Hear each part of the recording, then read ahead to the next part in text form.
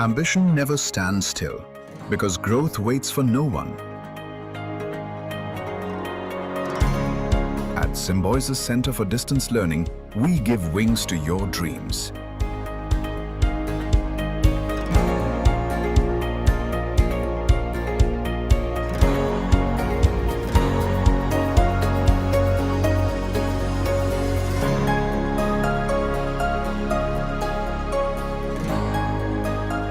Welcome to Symbiosis Center for Distance Learning.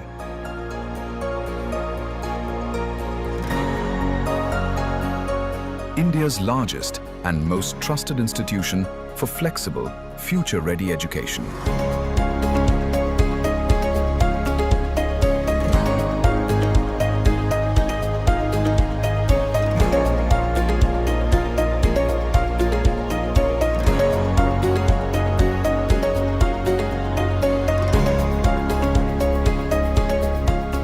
Offering over 45 diverse programs tailored to empower you with real capabilities.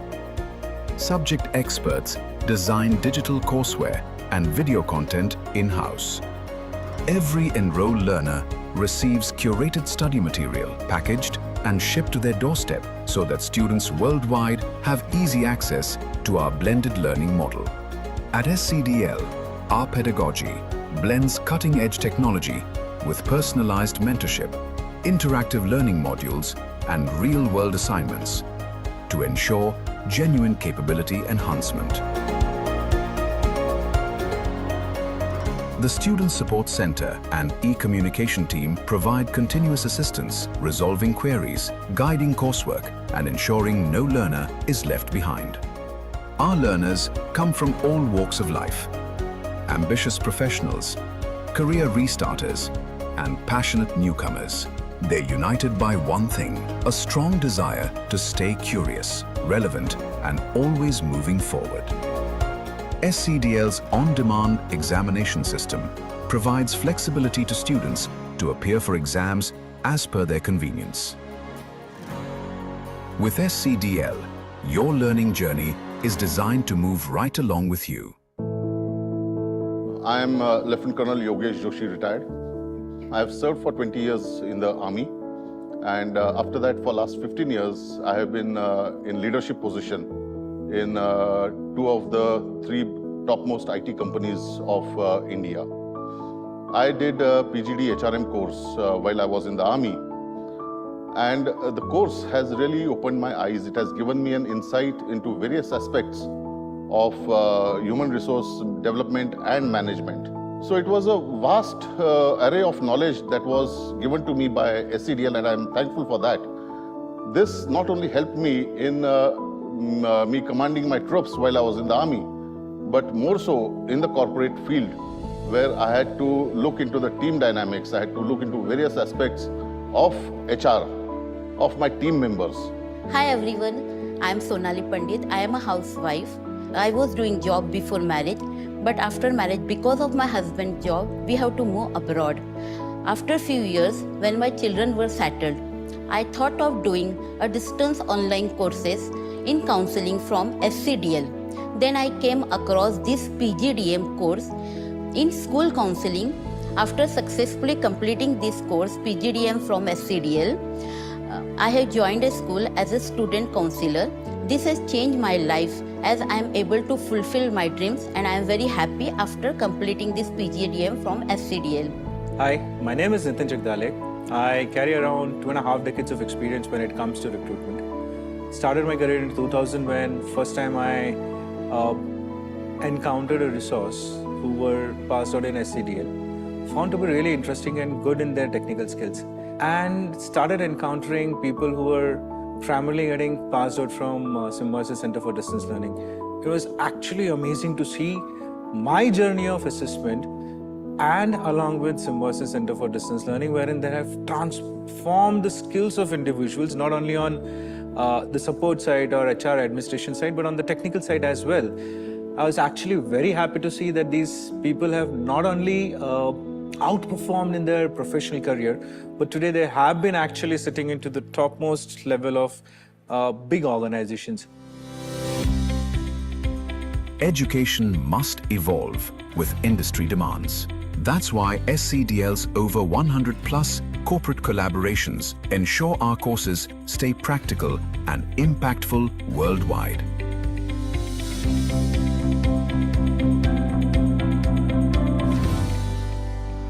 I congratulate Symbiosis Center for Distance Learning on completion of 25 successful years. SCDL was founded with a clear vision, and the vision was to reach the unreached. We believed that education should never be confined to geography, privilege, or circumstance. That belief gave birth to a dream institution of distance learning.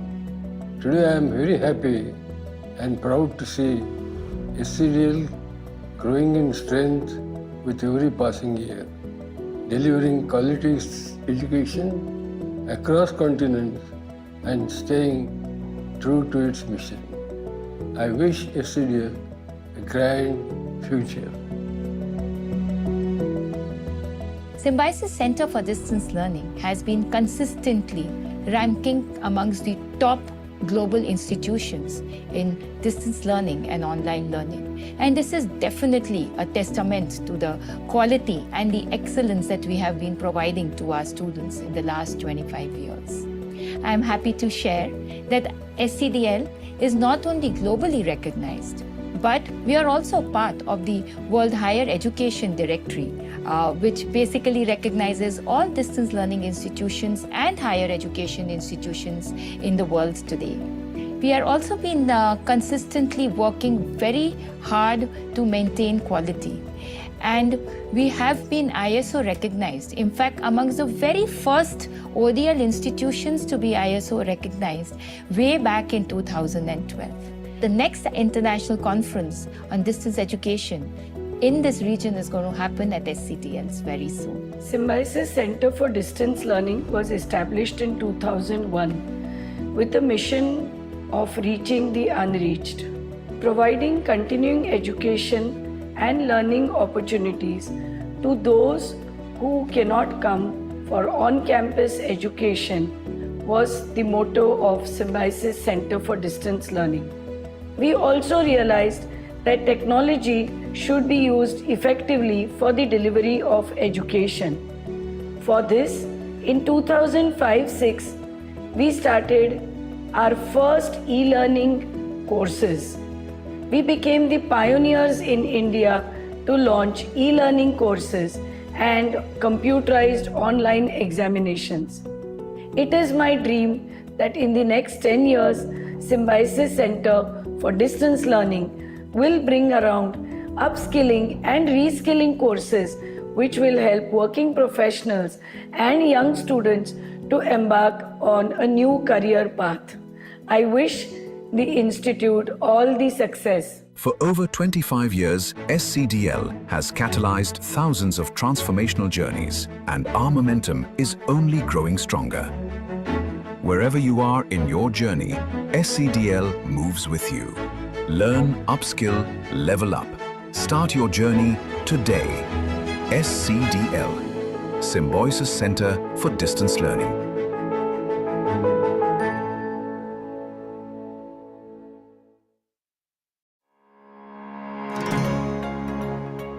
Ambition never stands still, because growth waits for no one. At Symbiosis Center for Distance Learning, we give wings to your dreams.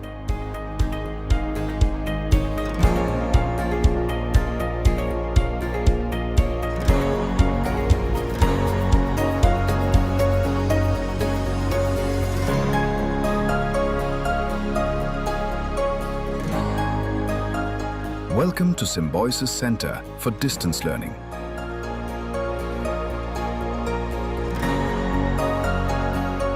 India's largest and most trusted institution for flexible, future-ready education.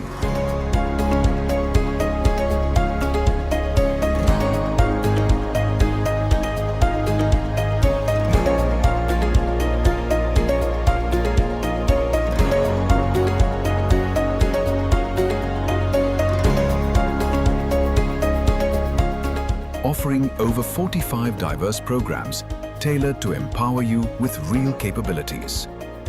Subject experts design digital courseware and video content in-house. Every enrolled learner receives curated study material packaged and shipped to their doorstep so that students worldwide have easy access to our blended learning model. At SCDL, our pedagogy blends cutting-edge technology with personalized mentorship, interactive learning modules, and real-world assignments to ensure genuine capability enhancement. The Student Support Center and e-communication team provide continuous assistance, resolving queries, guiding coursework, and ensuring no learner is left behind. Our learners come from all walks of life: ambitious professionals, career restarters, and passionate newcomers. They're united by one thing: a strong desire to stay curious, relevant, and always moving forward. SCDL's on-demand examination system provides flexibility to students to appear for exams as per their convenience. With SCDL, your learning journey is designed to move right along with you. I am Lieutenant Colonel Yogesh Joshi, retired. I have served for 20 years in the Army, and after that, for last 15 years, I have been in leadership position in two of the three topmost IT companies of India. I did a PGD HRM course while I was in the Army, and the course has really opened my eyes. It has given me an insight into various aspects of human resource development and management. So it was a vast array of knowledge that was given to me by SCDL, and I'm thankful for that. This not only helped me in me commanding my troops while I was in the Army, but more so in the corporate field, where I had to look into the team dynamics. I had to look into various aspects of HR, of my team members. Hi everyone, I am Sonali Pandit. I am a housewife. I was doing job before marriage, but after marriage, because of my husband's job, we have to move abroad. After a few years, when my children were settled, I thought of doing a distance online courses in counseling from SCDL. Then I came across this PGDM course in school counseling. After successfully completing this course, PGDM from SCDL, I have joined a school as a student counselor.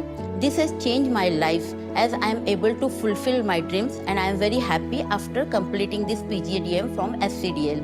Hi, my name is Nitin Jagdale. I carry around 2.5 decades of experience when it comes to recruitment. Started my career in 2000 when first time I encountered a resource who were passed out in SCDL, found to be really interesting and good in their technical skills, and started encountering people who were primarily getting passed out from Symbi Center for Distance Learning.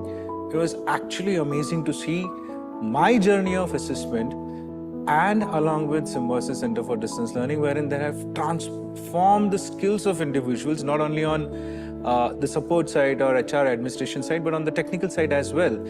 I was actually very happy to see that these people have not only outperformed in their professional career, but today they have been actually sitting into the topmost level of big organizations. Education must evolve with industry demands. That's why SCDL's over 100+ corporate collaborations ensure our courses stay practical and impactful worldwide.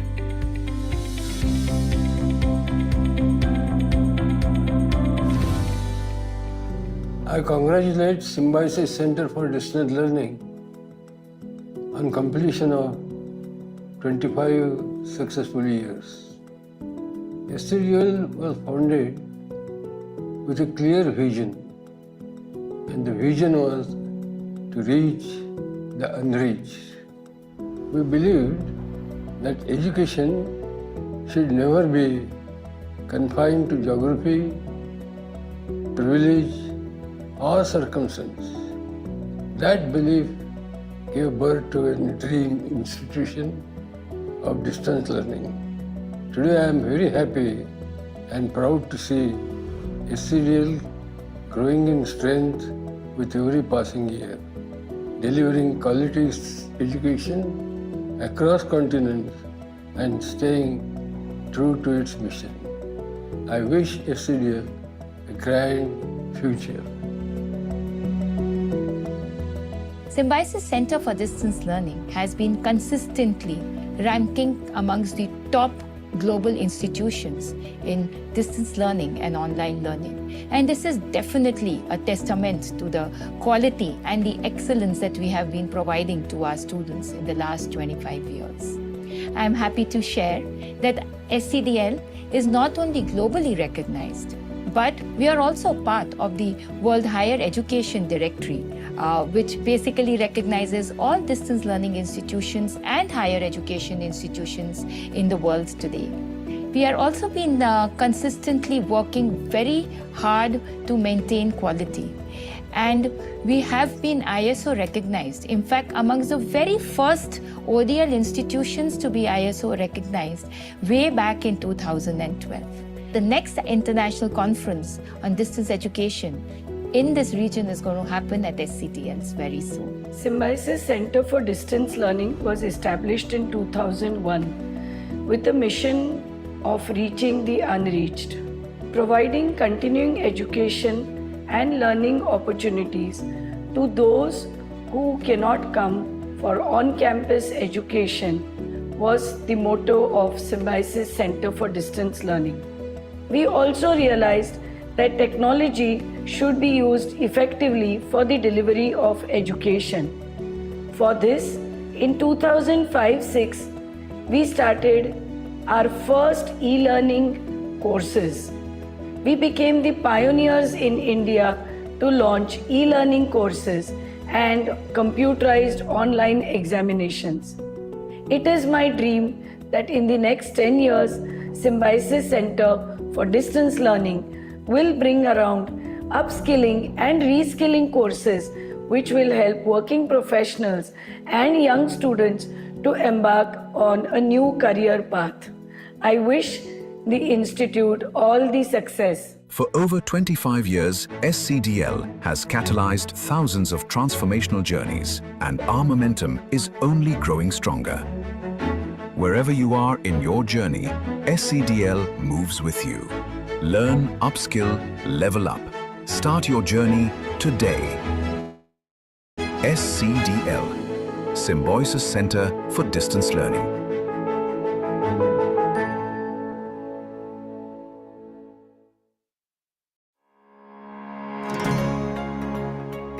Ambition never stands still, because growth waits for no one. At Symbiosis Center for Distance Learning, we give wings to your dreams.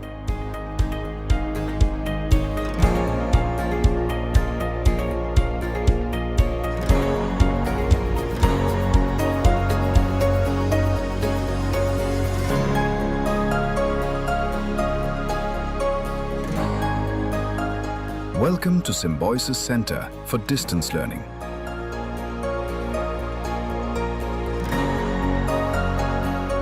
India's largest and most trusted institution for flexible, future-ready education.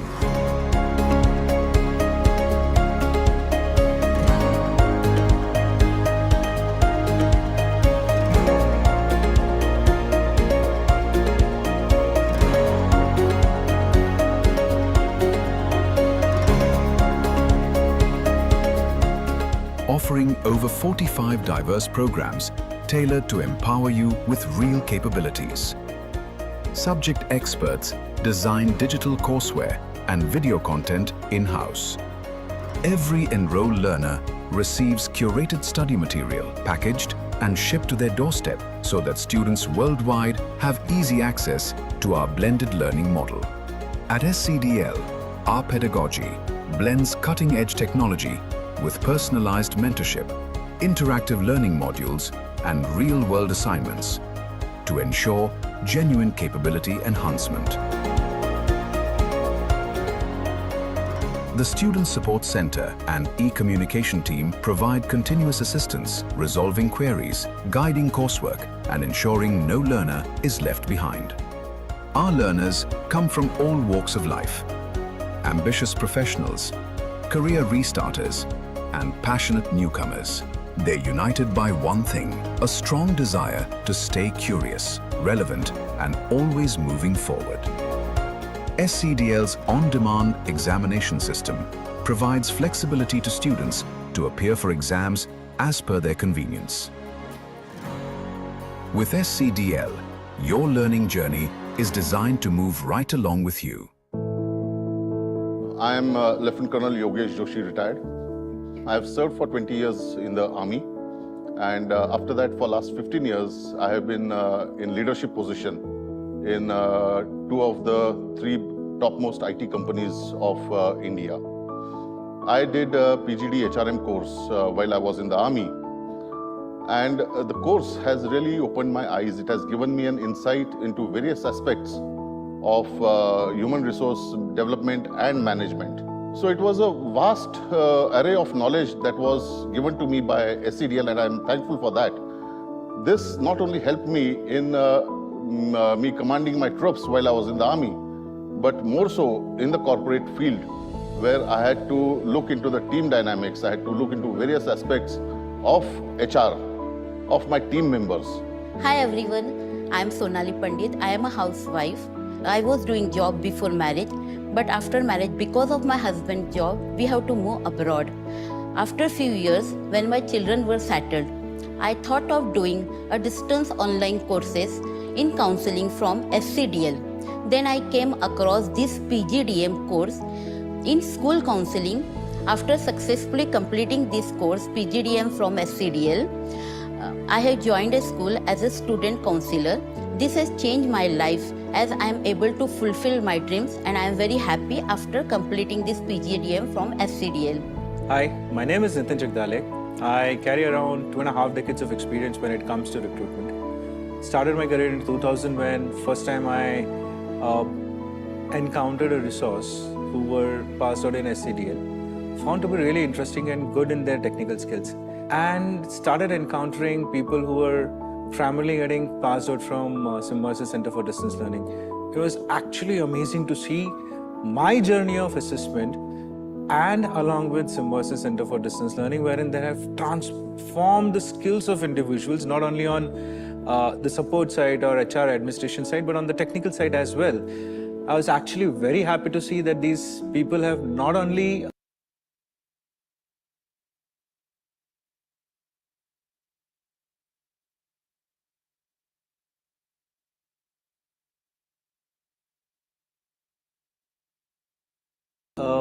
outperformed in their professional career, but today they have been actually sitting into the topmost level of big organizations.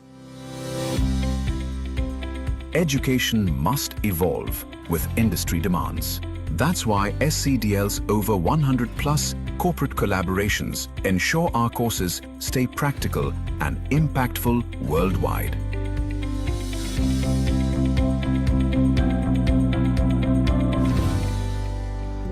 I congratulate Symbi Center for Distance Learning on completion of 25 successful years. SCDL was founded with a clear vision, and the vision was to reach the unreached.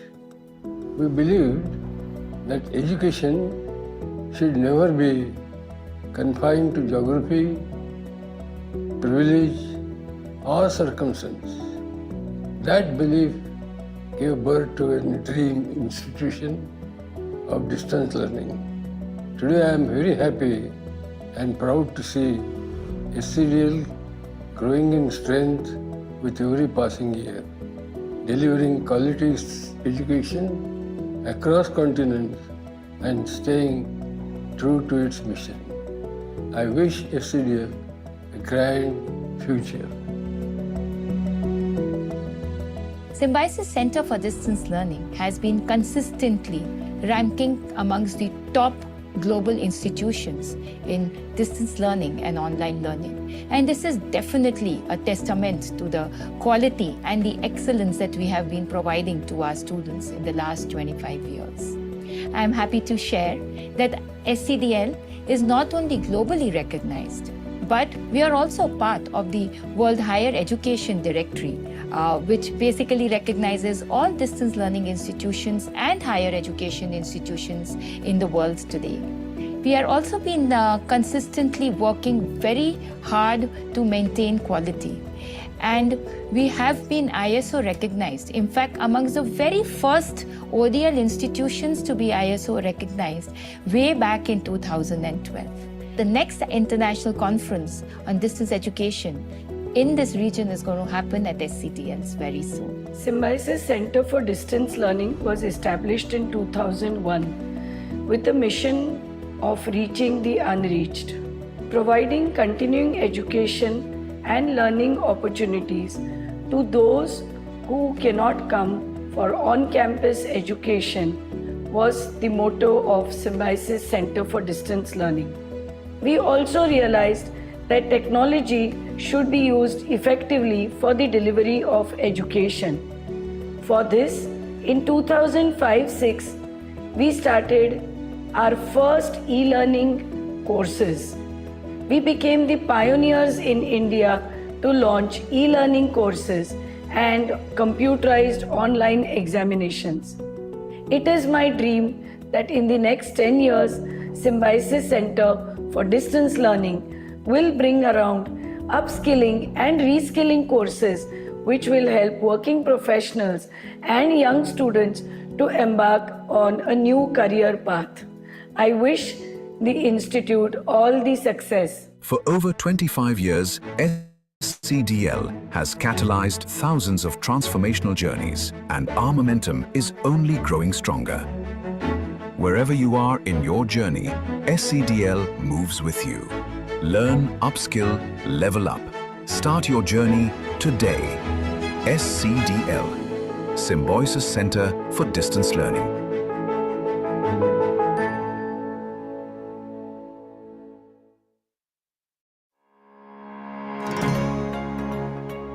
Ambition never stands still, because growth waits for no one. At Symbiosis Center for Distance Learning, we give wings to your dreams.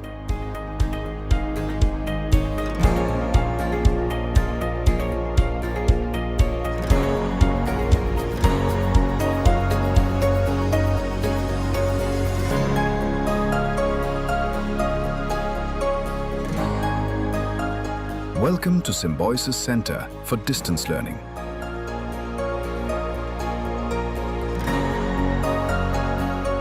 India's largest and most trusted institution for flexible, future-ready education.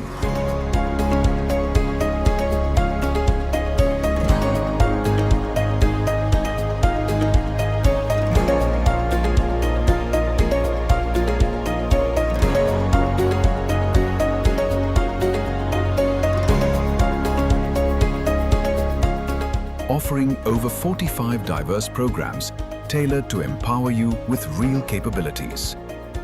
Subject experts design digital courseware and video content in-house.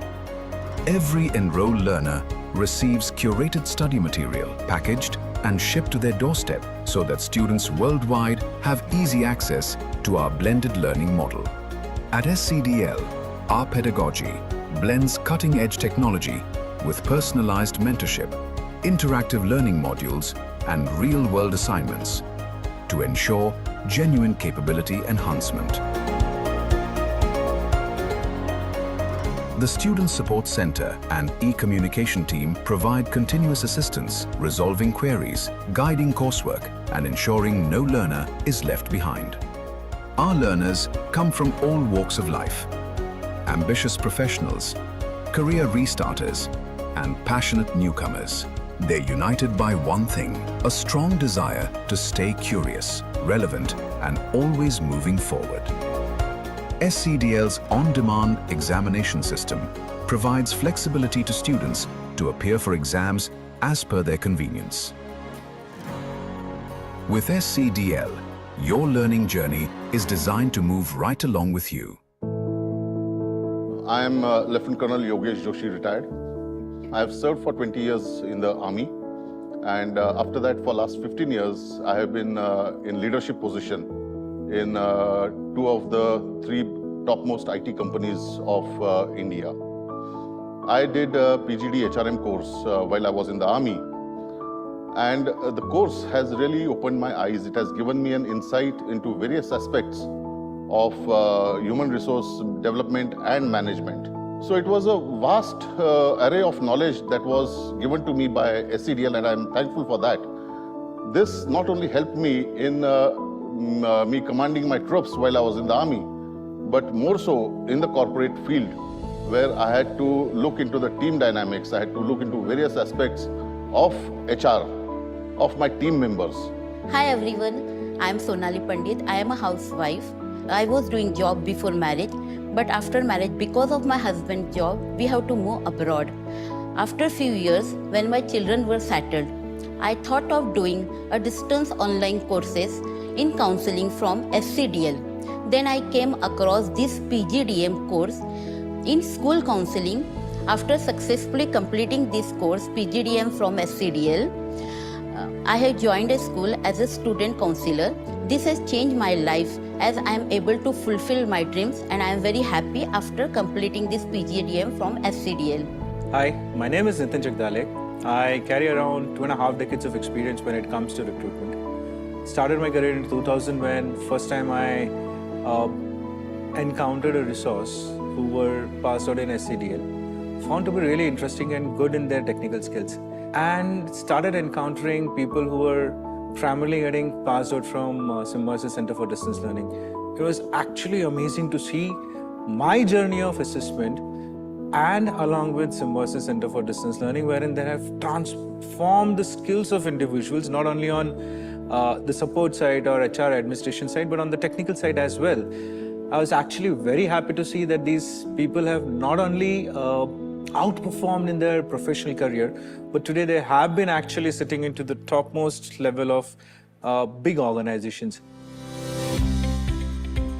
Education must evolve with industry demands.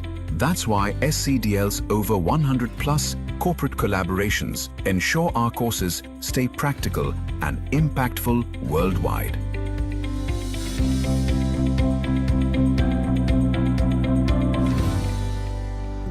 I congratulate Symbi Center for Distance Learning on completion of 25 successful years. SCDL was founded with a clear vision, and the vision was to reach the unreached. We believed that education should never be confined to geography, privilege, or circumstance. That belief gave birth to a dream institution of distance learning. Today I am very happy and proud to see SCDL growing in strength with every passing year, delivering quality education across continents and staying true to its mission. I wish SCDL a grand future.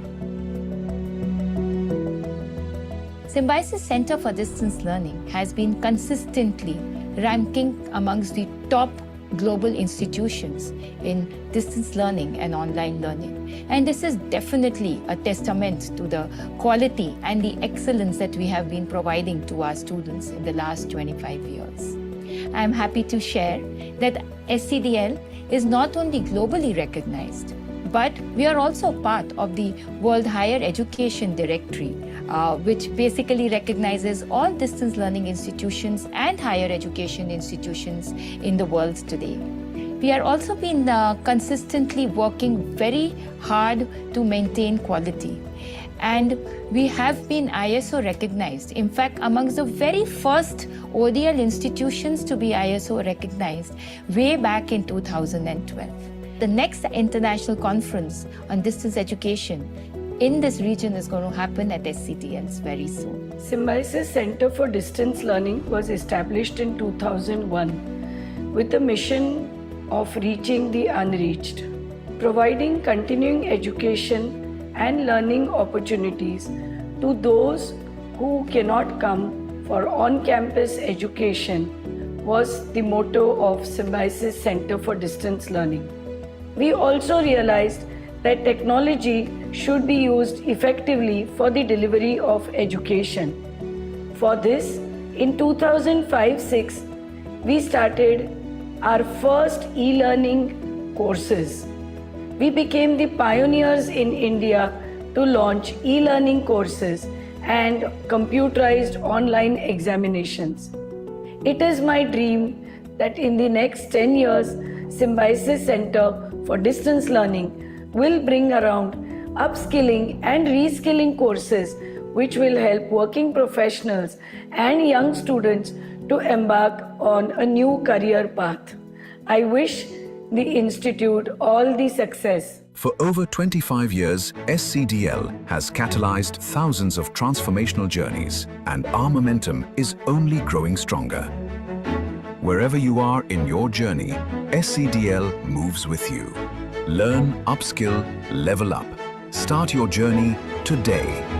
SCDL, Symbiosis Center for Distance Learning.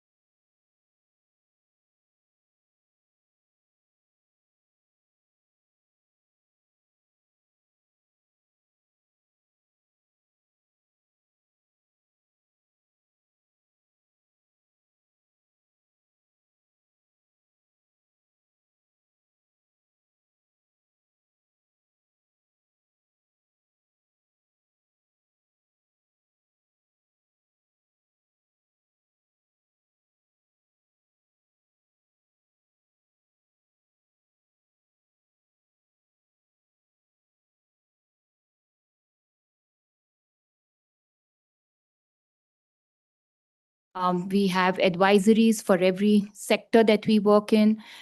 We have Board of Studies, Academic Council, and these are people all who have made a mark for themselves in the sectors that they come from, including the education sector. We have blended learning as a format, and it's not always about just doing something online. It's very important, like I don't need to tell all of you, you know, that how important it is to get students into classrooms and have a connect with them. So our courses are also equally aligned to give students the same feel that they would if they were in a classroom. Albeit because they're all working professionals, so nobody ever comes to our campus and we miss not physically having them here. We have a very strong support service. We run our own call center. We have our e-communication, which only handles student queries. We have a mentors assigned from our faculty because we also understand that with an online distance education, you need more motivation than anything else, because a lot of people who come back to acquire new skills may have not gone back to their college in last 20 years, 30 years, and maybe after 1995, this is the first time that they are coming back to do another qualification. And hence, there is a lot of handholding which is required to be done. And we have a very strong support here, which helps with that.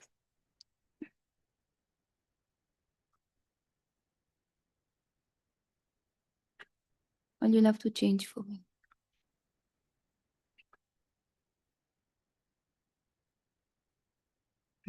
Maybe angle. As I was mentioning, we have won various awards, and I'll not spend too much time on it. Here's a little, we couldn't fit everybody here, but these are a few of our corporate clients whom we work with. And we've had them for over 20 years now. Wipro was one of our first clients, so was Cognizant, Infosys, and that list we've only been adding to this list. Our alumni are spread across continents, and we are very proud of the achievements that they have had. Recently, I had a wonderful experience, and I had this big delegation of Australian, Tibet people who were there with the Australian concert, and suddenly one of them got up and said, "Oh, I did a course from Symbiosis in educational administration back then, and that's what has led me into the education sector." And today she was here representing one of the institutions in Australia back in India. So very happy to see us doing great there. This is a little time I want to take and talk to you about the areas that we cover. And I think this you will find very interesting. We do programs in educational leadership. A postgraduate diploma in educational administration is a 2-year program because it is equivalent to a master's degree. While we also do a certificate course in educational leadership and administration for people who are already in educational administration, looking at leadership, people who are in leadership roles, but are looking at enhancing their skills formally. We have an entire complement of courses in early childhood education. We do a postgraduate diploma in pre-primary teacher training. This is very useful for teachers who are getting into pre-primary for the first time, because they may not have had any prior qualification in the pre-primary teacher space. I was mentioning to a few of you that with the NEP 2020 coming in and the early childhood education also getting very formalized, then we will also need a human resource which is aligned to the changing regulatory frameworks, to the new age requirements. And I think that program is very well suited for that. We also do a shorter certification course for people who are not able to spend 1 year doing this program in early childhood education and care. Language, we do a course, especially in diploma in English language teaching. This was one of our partners in Malaysia who used to run a course, and everybody thought this was to learn English. This is actually to teach English. So it's knowing English doesn't mean that you can teach English. So this is one program which is meant for teachers who want to teach English. And how do you teach English so that the children learn it better? So a very interesting program there. We do a course in creative writing. Nothing to do with anything. If you have interest in writing, you're most welcome to enroll for a creative writing program. One area which in the post-COVID period took on lot of prominence and importance, especially with the government making it mandatory for school counselors to be appointed. So we had this problem statement coming in from a lot of schools which said that, I don't have the bandwidth or the resources to hire a school counselor. So what do we do? So we designed a course on school counseling for them. So their in-service teachers can enroll for this program, and then they can parallelly also work as school counselors. So this has been a very successful experiment. We launched this program in 2021, and today there are thousands of numbers who are doing this program with us. We do a course in guidance and counseling, which is a larger, more broad-based, like when we are talking school counseling, it's only covering the school space, but the guidance and counseling will be much larger canvas. It will also talk about, say, family counseling and mental health issues and so forth. So that's another program that we have in offering. We also do 2 shorter duration courses, one certificate in school counseling and student well-being, which is a more shorter abridged version for people, somebody who has some background, maybe a B.Ed already, has learned a little bit of psychology, but now specifically only want to do this piece, come in for a school counseling program. We also do a certificate in guidance and counseling, again, a shorter version of the long duration program. We do courses in design, and we are the pioneers in starting a course in instructional design way back in 2008 and 9, when people didn't even know what instructional design meant. Today, instructional design has become a part and parcel of any educational institution, so to speak. And we talk right from storyboarding to developing content for schools, for training, for corporate trainings. So this is a very interesting program for anybody who who's looking at instructional design but has never does not have the tools or the backgrounds to be able to do that. So things like ADDIE models, and which we hear about, if you actually implement it as part of our instructional design program. We do a course in design thinking, largely from a leadership point of view. A lot of our corporate clients do this design thinking program, largely it's more like a C-suite program for their people who are at a senior managerial level to their leadership. We also do a shorter duration certificate in instructional design and course development, which we have only curated for our school audiences, because a lot of them only need to do so much that they can deliver it in class. They may not require it how maybe an e-learning company would. So we do a shorter 6-month program for people who are looking at instructional design from a course development point of view in schools. If you have any questions, I'll be happy to answer them as well.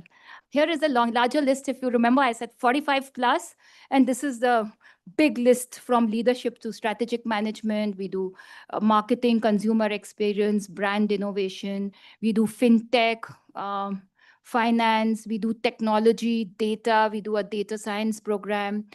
We do a IT management program. We have collaborations with organizations like EC Council for cybersecurity, Amazon for AWS Cloud Practitioner. We do human resource, people development. We even do a very specialized course on HR and labor laws, because the labor laws have undergone a change. And as we speak, there are changes which are happening on the labor laws side. So we have completely revamped this program to talk to people from the HR side on the changes that we are seeing from a regulatory point of view. We do courses in international business, export, import. We also do courses in law. IPR is another course a lot of our educational people take on, because this is becoming a very important piece even when it comes to the education sector. We have Operation 6, well-being and guidance and counseling that I've already touched. Green energy and sustainability is becoming a big piece We've ESG management and reporting is becoming compulsory right now, starting with the financial sector. And hence, we do a very specialized course on ESG management and reporting. And this is meant for people who have to actually report and create those reports to be submitted. Especially European Union has now made it compulsory. We are the only ones in the country who do this kind of a program. We do courses in agribusiness management, media and communication. We have a course we do for journalism and mass comm, again a one-year program. And then we have recently started a course for CSR for practitioners. So this is for people who are looking at funding as corporate social responsibility, both from the social side as well as from the corporate side. So on one end, you have corporates who have these CSR departments who are trying to scout for projects, monitor projects, give the funding. And on the other side, you have the other piece, people who are trying to acquire this CSR funding. So this program, again, does very well in the social sector. Some of you may even find it interesting because that really tells you the nuances of how the CSR works and how fundings happen and how do you make project proposals and put them out. A little bit about what we do. So on one side, as I said, there are classes which happen with our faculties, and a lot of our faculty are here. You may please meet with them. So we have full-time faculties, each handling a program here. Each of them is also mentoring students as we speak. We have personal contact programs where if we have a captive audience, we call them, and this is the place where all of our contact programs happen. Here on the campus. We also support them with faculty mentoring, chats. So basically all kind of delivery which is happening in a live format. So it's not just basics place. This is actually live teaching which is taking place. Having said that, we also understand everybody is a working professional, has no time, and hence they are not compulsory components, but we try to align them in such a manner that the important pieces are not missed out by anybody. And then we record them and make them available to you as well. Apart from that, we do a lot of value-added services, right from mentorship trainings, which are done by our faculty, to our career continuation programs, where we work with people on growing their skills. So for example, how to make your LinkedIn profile. What do I put in my LinkedIn profile? How do I create a social brand for myself? Incidentally, in between, we are running a module, how to appear for a virtual interview. So these are the kind of things with the requirement come in from our students. We try and address them through these career continuation. These are all over and above the programs that they have enrolled for. Apart from that, we also do a lot of placement trainings so that we are also aligning to the needs of the industry. Of course, all this would not be possible without technology. And hence, we have technology at the center of everything that we do.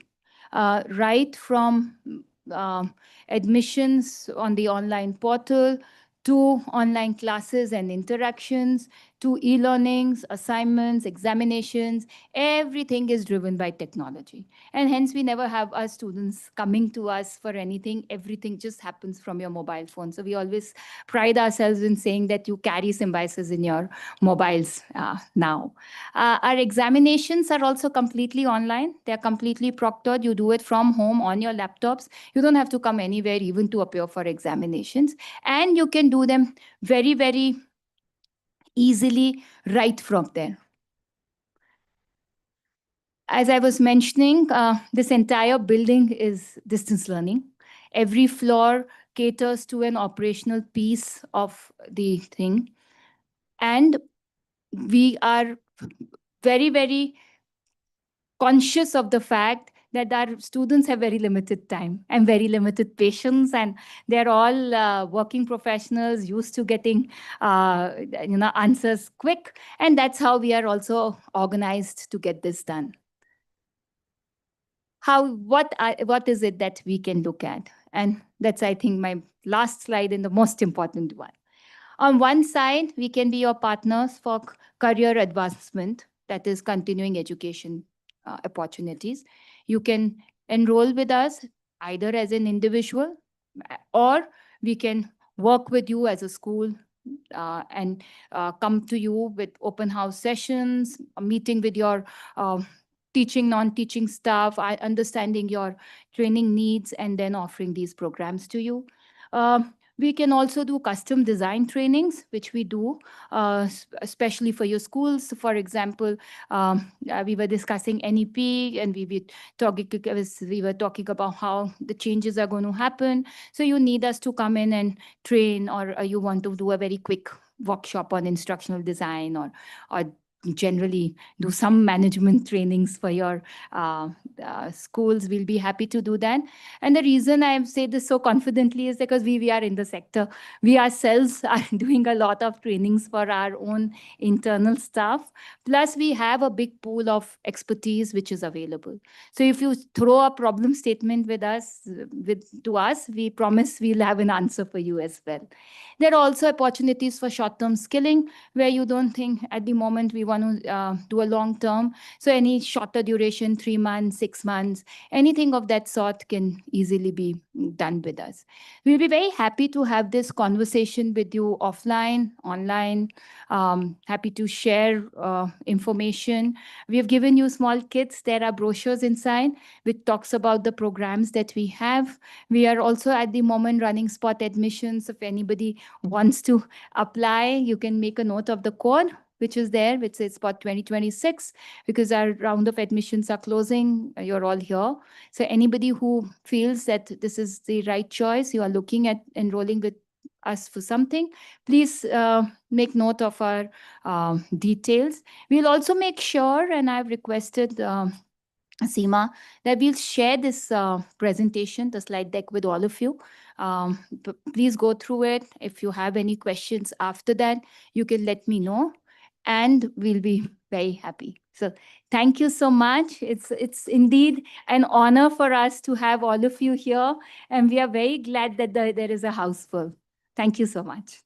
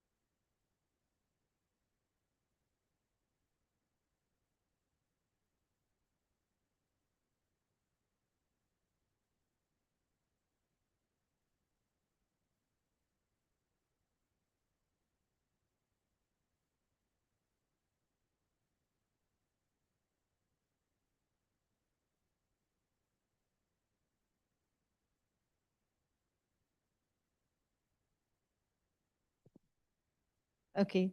So I'm heading the student support department of Symbiosis Center for Distance Learning, and we have got lots of value-added services, which we give to the students, other than the conventional education which they get in the classrooms. And there are many of them, like career continuation, it is called, because like Major Sonali mentioned, the average profile of our students is about 45 years, working for a long time, and now they want to continue with their higher education for reskilling or upskilling, both the things. But one I'm very passionate about it is, in fact, both of us started it, conceptualized it, is career relaunch for our female students. Because we realize that our female students, most of them undertake our courses because they're coming back into the workspace or entering the workspace after a long gap. The gap can be because of anything. It can be because of marriage, childbirth, looking after the elderly, or like in my case, if you're married to a Fauji, moving with your husband everywhere. So these are the reasons for which you take a career break. And when you come back, when you decide to come back, there's a set of, all the females in the ladies in the audience will understand what I'm trying to say, that there is a very peculiar set of problems we face. First one, do we still have it in us? Right? That self-doubt is most important. Then my colleagues are going to be much younger to me, right? And those who are, no, I won't say those who are in any tech, in this IT field or something, because it is an integral part of all the fields now, that the technology changes every day. So can I keep up with it? So we have every working Saturday, 4 to 5, I and my team, we invite a prominent speaker, and we have a kind of open house where somebody like you and me comes up with a problem. This is the problem I'm facing. Not necessarily it's about the workspace, it's the societal pressure, family pressure, right? Self-doubts. So this is the problem I'm facing, and it's a others among the students who come up with the solutions. So that was something I wanted to mention, that these are the kind of initiatives we take because we don't come face to face with our students. So to avoid the disconnect, we have these kind of programs. Right. So Dr. Swati is here. She'll be coming to the venue in another 2-3 minutes, and we'll start with the formal program then. Thank you.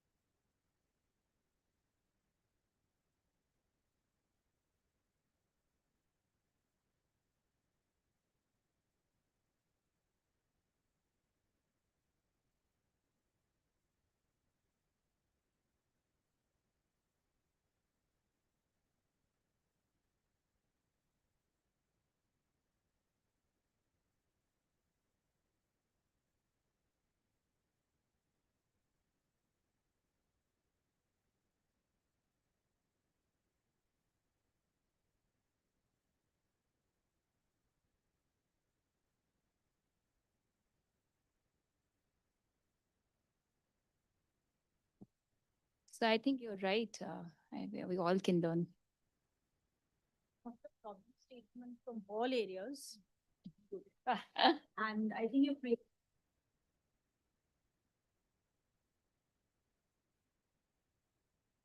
on the sheet of the So we do a program in guidance and counseling. In fact, till last year, it was called psychological counseling. The program itself was called psychological counseling. The program remains the same. It handles psychology.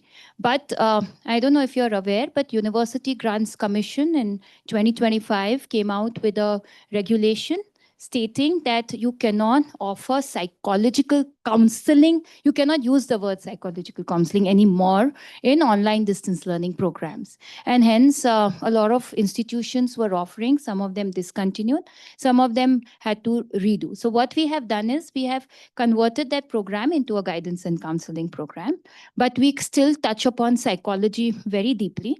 And to offset that, we do workshops in addition to the program, like an immersion, where we cover all aspects, practical aspects of psychology with cases, with live practitioners and psychologists coming in.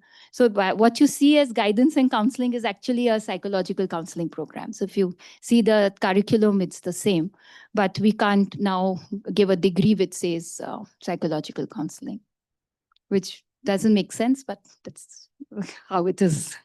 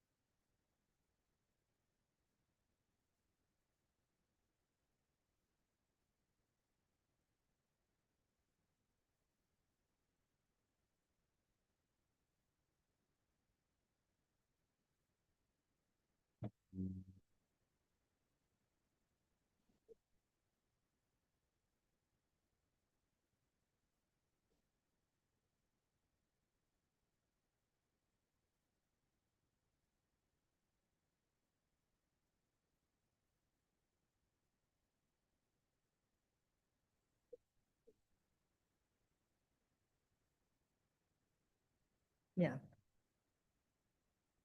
Good afternoon, everyone. And once again, a very warm welcome to Symbi Conclave 2026 and the award ceremony presented by Symbiosis Center for Distance Learning in association with our community partner, Early Childhood Association, the Pune chapter. In keeping with our ancient traditions, let us begin the afternoon by lighting the auspicious lamp. I request Dr. Swati Majumdar, Dr. Seema Tanwar, Dr. Kuldeep Pal, Major Sonali Kadam, and Colonel Nikhil Vaidya to please come. And the panelists, of course.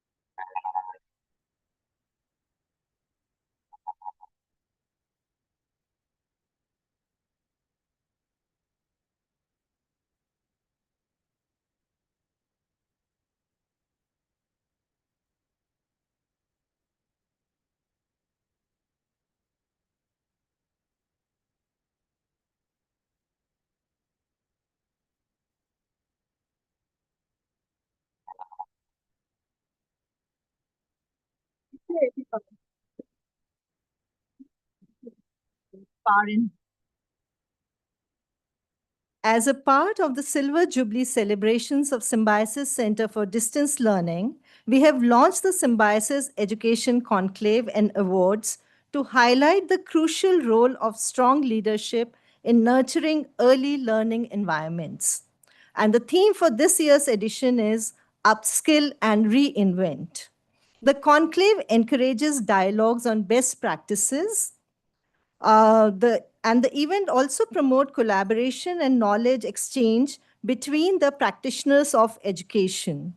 The discussions will focus on shaping future-ready institutions through visionary leadership. Together, this conclave strives to strengthen early education and build a brighter future for young learners. I now request Dr. Swati Majumdar, Principal Director, Symbiosis Open Education Society, to formally welcome all the esteemed educators present here. Ma'am.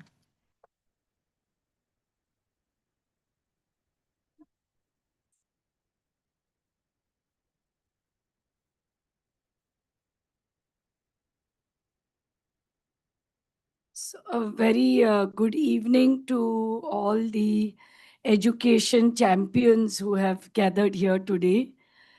I'm really excited and happy to be here. Major Sonali Kadam, Madam Seema, Captain Shalini, and all the esteemed dignitaries on the dais and off the dais. And our most important pillars of nation building are teachers, our administrators, who I consider as the most important pillars. Without you, there would not be the youth. And without the youth, we will not be able to have a Viksit Bharat. So, although you underestimate your roles, but I must highlight once again that you are the most important pillars of development of Viksit Bharat and of Atmanirbhar Bharat, because you are shaping young minds, you are shaping the nation and creating future generations of leaders. Your role, therefore, is most important. Symbiosis is a journey which started in 1971 by a teacher himself, Dr. S.B. Muzumdar. And I'm particularly saying this because in today's society, we see so many educational institutions which are doing very well, like Symbiosis. But many of them have been started by politicians or businessmen, whereas Symbiosis was started by a teacher like you. And therefore, the business of Symbiosis itself is education. It is not a side business. It is the main and the only business. And it's not even a business anymore. It is really the passion and the vision of one man who was a teacher, who got moved by the plight of foreign students, and who therefore decided to create an organization with the motto of Vasudhaiva Kutumbakam, the world is one family. And after 55 years, we are now talking about one world, one campus, one world, one family, which is a dream Dr. Muzumdar saw 55 years back. So in Symbiosis, we truly believe that great institutions are not made by great infrastructure, by wonderful buildings and campuses, but by great teachers like you. And therefore, going back to what I said in my opening remark, that you are the most important pillar of our nation. I'm particularly glad that so many people from the education sector, be it from the teaching backgrounds or be it support staff, the non-teaching, have gathered here today in large numbers to dwell and deliberate on some very important topics, be it the national education policy, be it the use of latest technology, be it technologies like artificial intelligence, which are staring in our faces every day, or be it the destruction of the fabric of our culture and values, which is bothering all of us, and the challenges that young students and our society face. It is through such collective deliberations that education can improve in the right direction and thus contribute to nation building. I am thankful to Mrs. Seema and the organizers, Major Sonali, Symbiosis Center for Distance Learning, which has brought all of us together to find common solutions by collaborating, by networking. That is the mantra for this generation, to collaborate and network. We can't become big in isolation. We have to become great together. And if we have to become great together and we have to collaborate, we have to network, then we have to come on such common platforms, not once, not twice, but frequently. Because the problems also are changing very rapidly. The way we all got educated, the way we all grew up, and the problems of today's youth are quite different, are very, very different. And therefore, our collaboration and networking is important so that we can address the common challenges that all of us face in the education sector. Symbiosis Center for Distance Learning was also started 25 years back.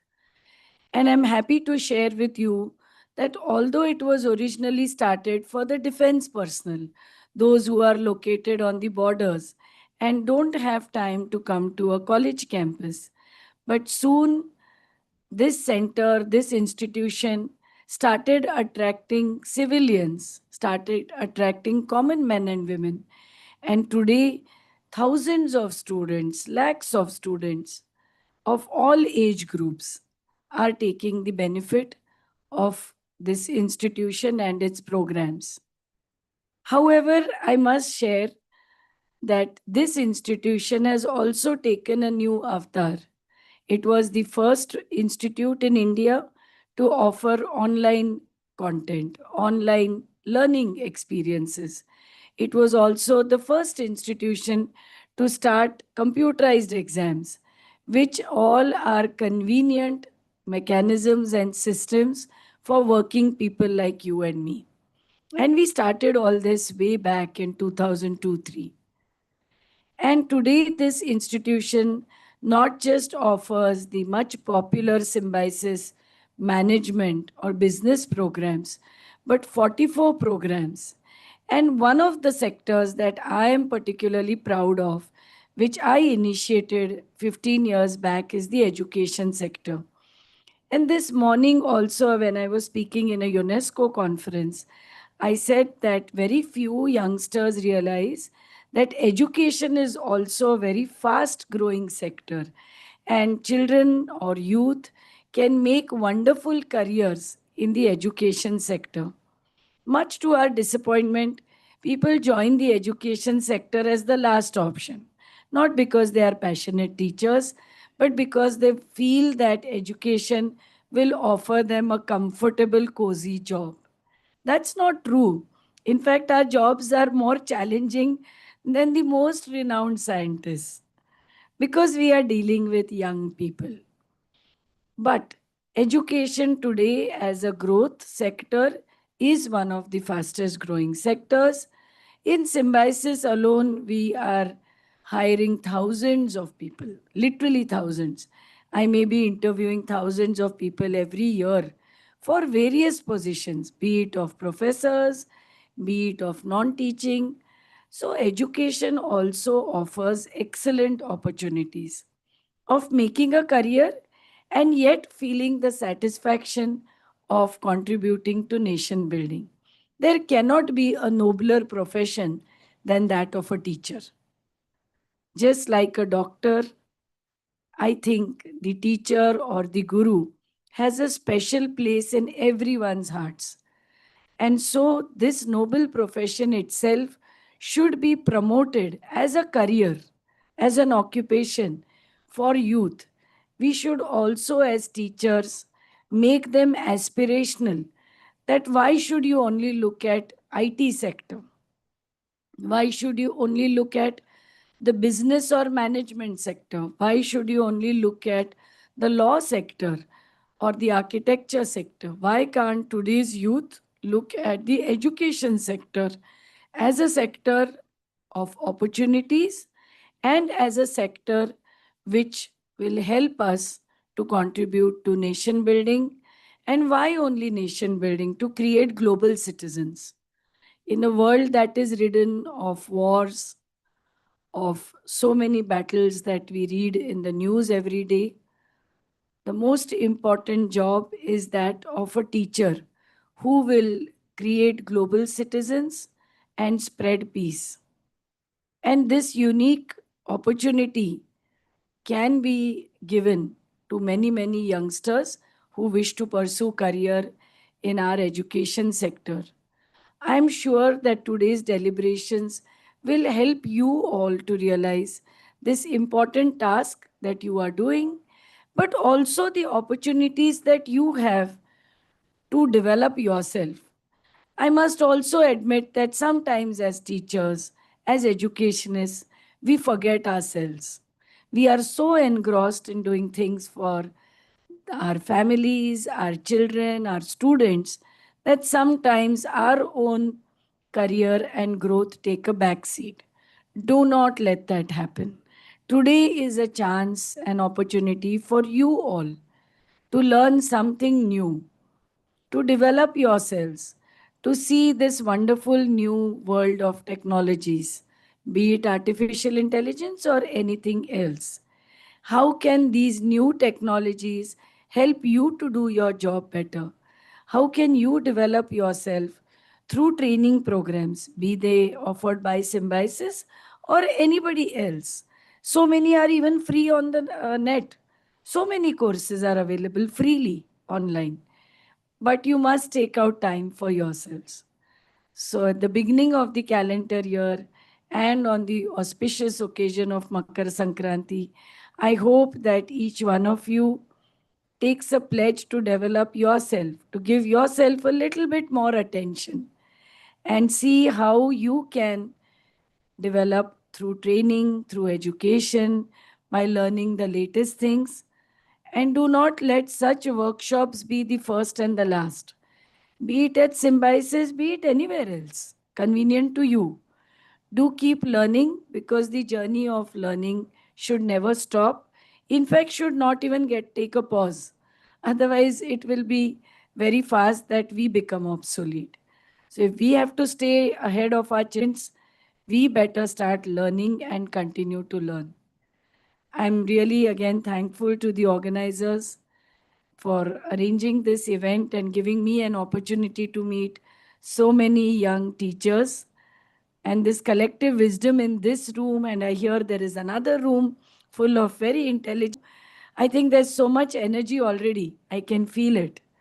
So God bless you all. Wishing each one of you happy Makar Sankrant and a very happy and healthy, prosperous new year. Thank you. God bless you all.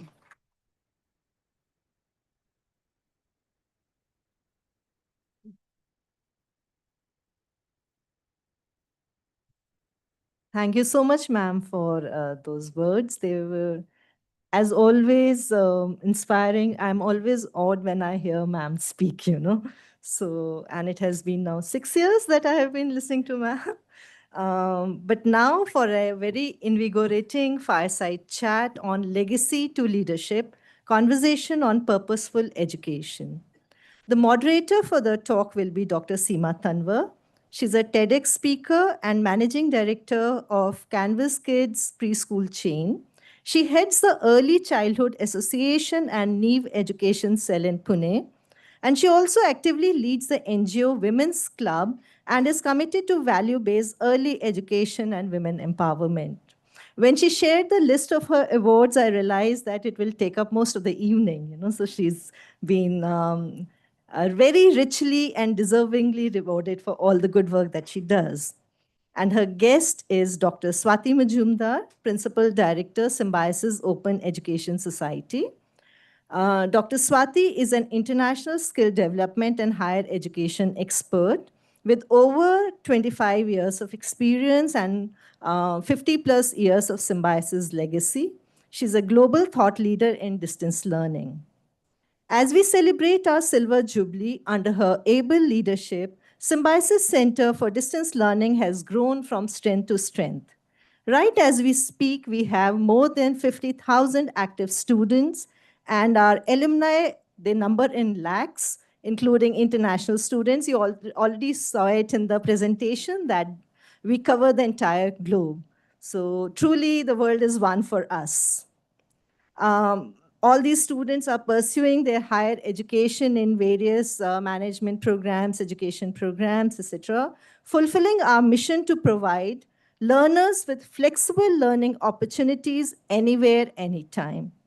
Dr. Swati is also a Fulbright scholar. She has already set up two very successful skill-based universities. Major Sonali already told you about them. So listening to Dr. Swati, I'm sure you have realized that she has many more dreams in the pipeline. So over to you, Dr. Seema.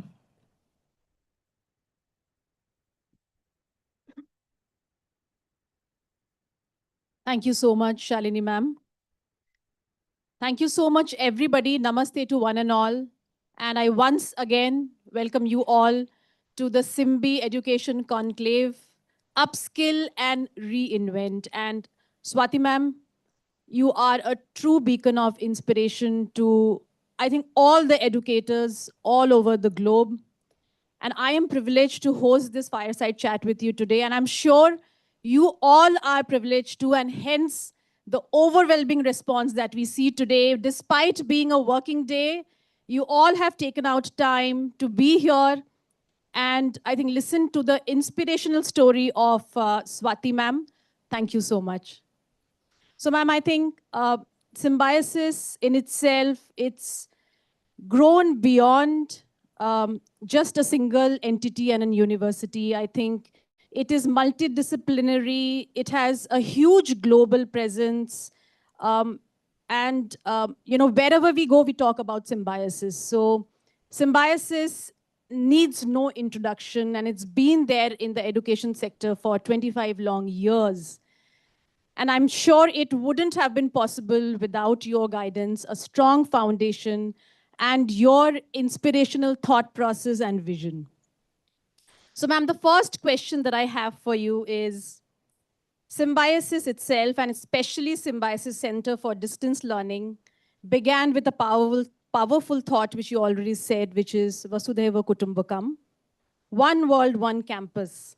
So how do you see this philosophy or this ideology evolving in today's fast-changing global education landscape?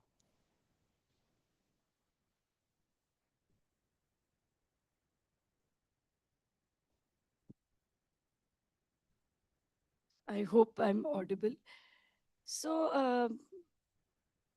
I think around 30 years back, uh, the world was still fragmented in terms of the internet penetration not being so thick as it is today.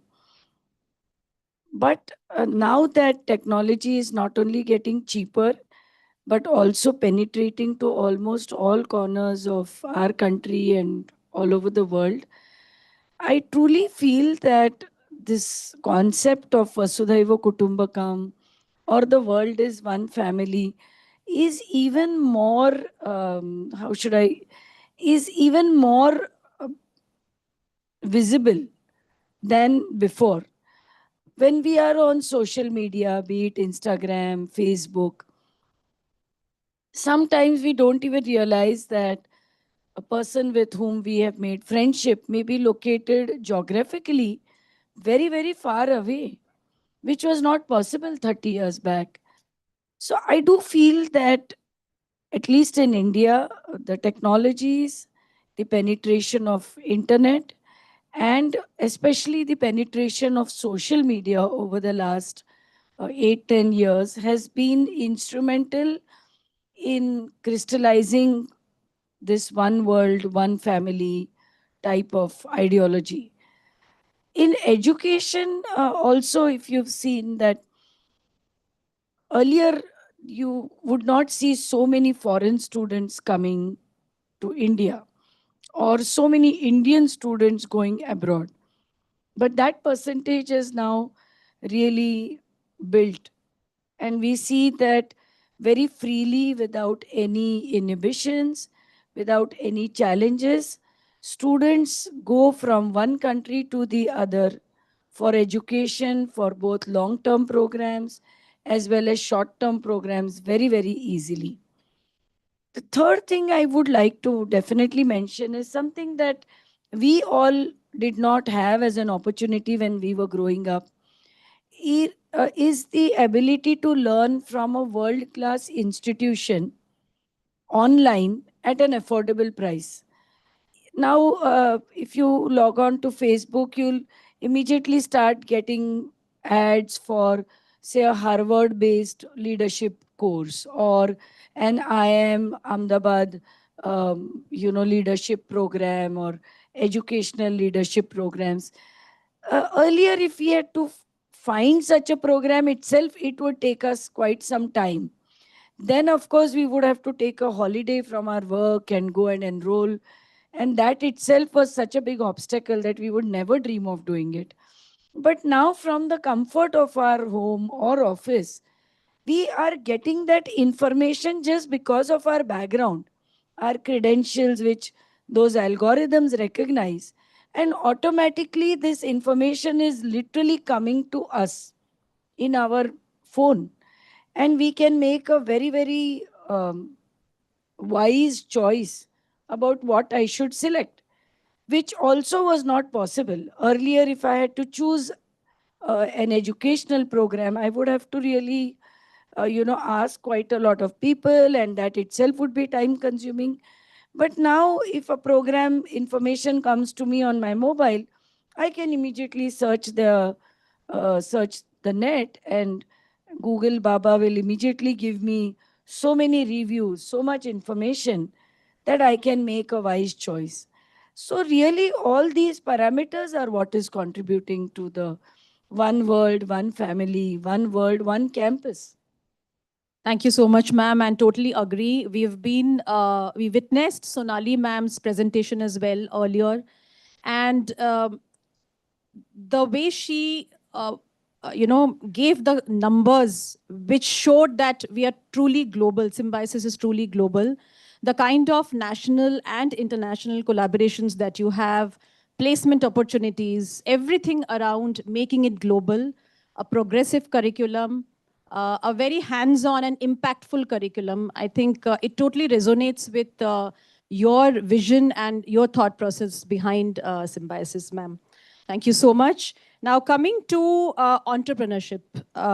When an educator becomes an entrepreneur, and especially a woman leader like you, and I think a lot of us would resonate with this here, and Swati ma'am as well, I think education itself turns into a very powerful force of transformation.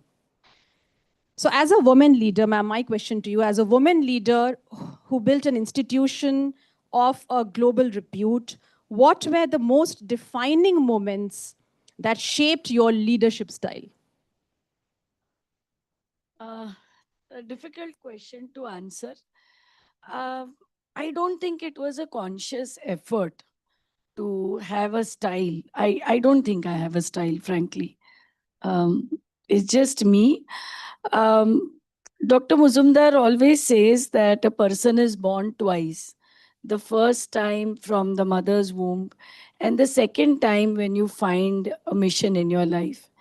And for me, I found that mission when I started working with the government of Maharashtra for doing research to define the state's policy on skill development and vocational education. And by education and training, I'm an IT professional. So, number one, I felt quite out of place, I must admit. Number two, I felt that, drafting a state's policy requires somebody very old and, somebody who's kind of been there, done it. And I really felt like a misfit. But as I started interviewing thousands of students who were pursuing vocational courses, as I started interacting with hundreds of teachers like you, giving radio interviews at that time, this was again 15 years back, I started, like my father felt the pain of the foreign students, which was a defining moment in his life to go and establish Symbiosis. I started to feel the pain of thousands of youth of our country who were requiring a meaningful job, had the education, but the job and the education was a total mismatch. And on one hand, the industry's continuous complaints that they required skilled manpower. Coupled with that, the societal perceptions of skills being something very low. In our society, unfortunately, unlike the Western culture, we feel that somebody with skills is someone a little lower. So many times, parents may be selling their farmlands, agricultural lands, to educate their children to pursue a conventional program, knowing well that it may not even convert into a job. And at the same time, the child or the student has some inbuilt passion, has some inbuilt likes and dislikes, but is pressurized by the society, by the peers, to take up a particular program of study, which is just for the sake of the name, is very popular. Many times, such students drop out. Many times, such employees leave the organizations because at the end of the day, they are not a happy person. That was, I think, my defining moment to see how much there was a requirement to guide young students to understand what is their own passion, what is their own liking and dislikes, and then match it to what the industry requires and see if they can pursue an occupation which will lead to not only meaningful employment but maybe entrepreneurship as well. Not everybody has to work. There are many children, students who really have it in them to become a job giver, not a job seeker. And when I did those interviews, I think that was the time that I felt that this gap was just getting bigger and bigger between what the industry wanted, what were educational institutions offering. There was no sensitivity in the parents, in the teachers, in all of us to recognize what my child, what my student really wants and guide them in the right direction rather than pressurizing them in taking up something which, as an adult, we felt was the right thing. Even today, so many parents come to me and say, "No, I'm a lawyer, so I want my child to become a lawyer. I'm a doctor, so I want my child to become a doctor," and so on and so forth. But don't we all see examples of doctors becoming singers? So I always joke with my good friend Salil Kulkarni, who's a Marathi singer, producer, that you really wasted a medical seat. And your mother should have never put you to medical because you did medicine and then you became a singer. So I wish you had done that training and, given that seat to somebody more passionate. And he actually agrees with me. So there may be so many such examples of people who became something and who were trained for something else. Me too, if I knew I was going to join the field of education, which I think was by chance, I would have probably trained myself more on the educational courses and not on the IT courses which I took. So, yes, that was a defining moment. Um, I think being a woman, though, so nothing, no offense to the men here, but being a woman, I think we have that uncanny sixth sense, empathy and EQ, and all these things are like, in our DNA. We do not have to learn it. We don't need any gyan from anybody. So it's just there, as a mother, as a woman, it just comes to us so quickly. Um, I was just fortunate that I got a platform to do something about it, to establish 2 universities. But I truly feel that that was what destiny wanted, and I really feel that even when Sir Muzumdar sir says this, that destiny also finds the right person. You know, you become like a vehicle, and without any ego, I must admit that destiny chose me, completely the wrong person for the right job, because I had no clue. I was really clueless of this sector, uh, and just I was just the chosen one to fulfill this mission of skilling the youth of our country. Jokingly enough, I do say that my passion is converted into obsession, and you know, women, especially at my age, we become obsessed with something, and I have become obsessed with this. So even the chief minister sometimes jokes that, you know, you're really become obsessed now with this. It's like, I want this done. So, but you know, I think our world needs more obsessed women like me in the right way to do, to get that transformation and get that and not give up. You know, really not give up. And I think that's something only a woman can do. We are so patient. We totally agree. Absolutely.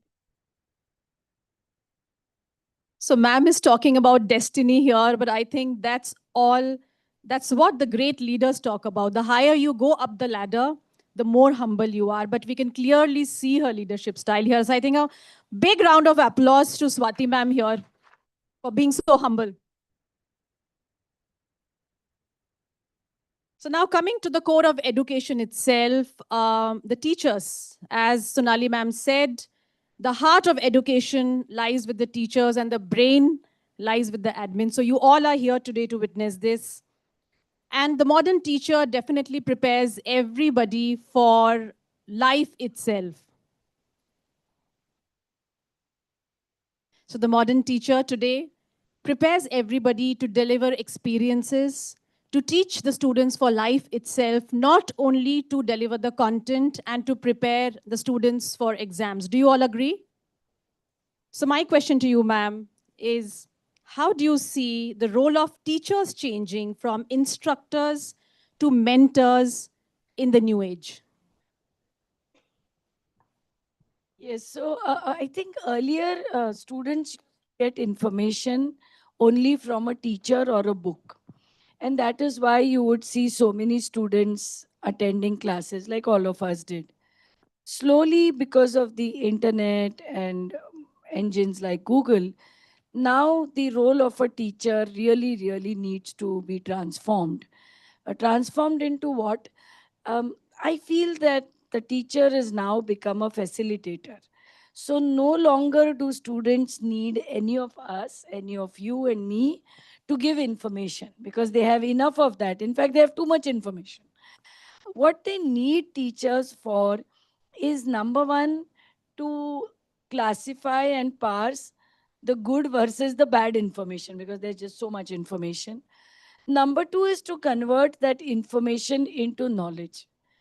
And I truly feel that that is the role of a teacher, which we must all understand and really start uh, executing in letter and spirit. How do you convert information into knowledge? Last but not the least, I'm a person deep rooted in our culture. And I feel that teachers also need to aspire to become gurus. I don't think we are there yet. And the job of a guru is to convert that knowledge into wisdom. So that's just that, you know. Lovely. Thank you so much, ma'am. My next question I'm just omitting because you've answered it already. It was all about teachers and AI and the tools that all the teachers can use these days. And I'm sure Symbiosis or SCDL has a course on that because it's extremely important. And coming now to SCDL itself, it was established in 2001. So 25 long years, a long journey. And I just cannot start to think how it would have been back in 2001 when you started this revolution of distance learning, because I'm sure 25 years back, it was not as common as how it is today. So over the years, SCDL has grown into one of the India's largest and most respected distance learning institutes, catering to lakhs of students, working professionals across India and abroad. And I think Sonali ma'am also gave the numbers. At any point in time, I think 50,000 students enrolled with SCDL itself, which is a huge number to cater to, and globally.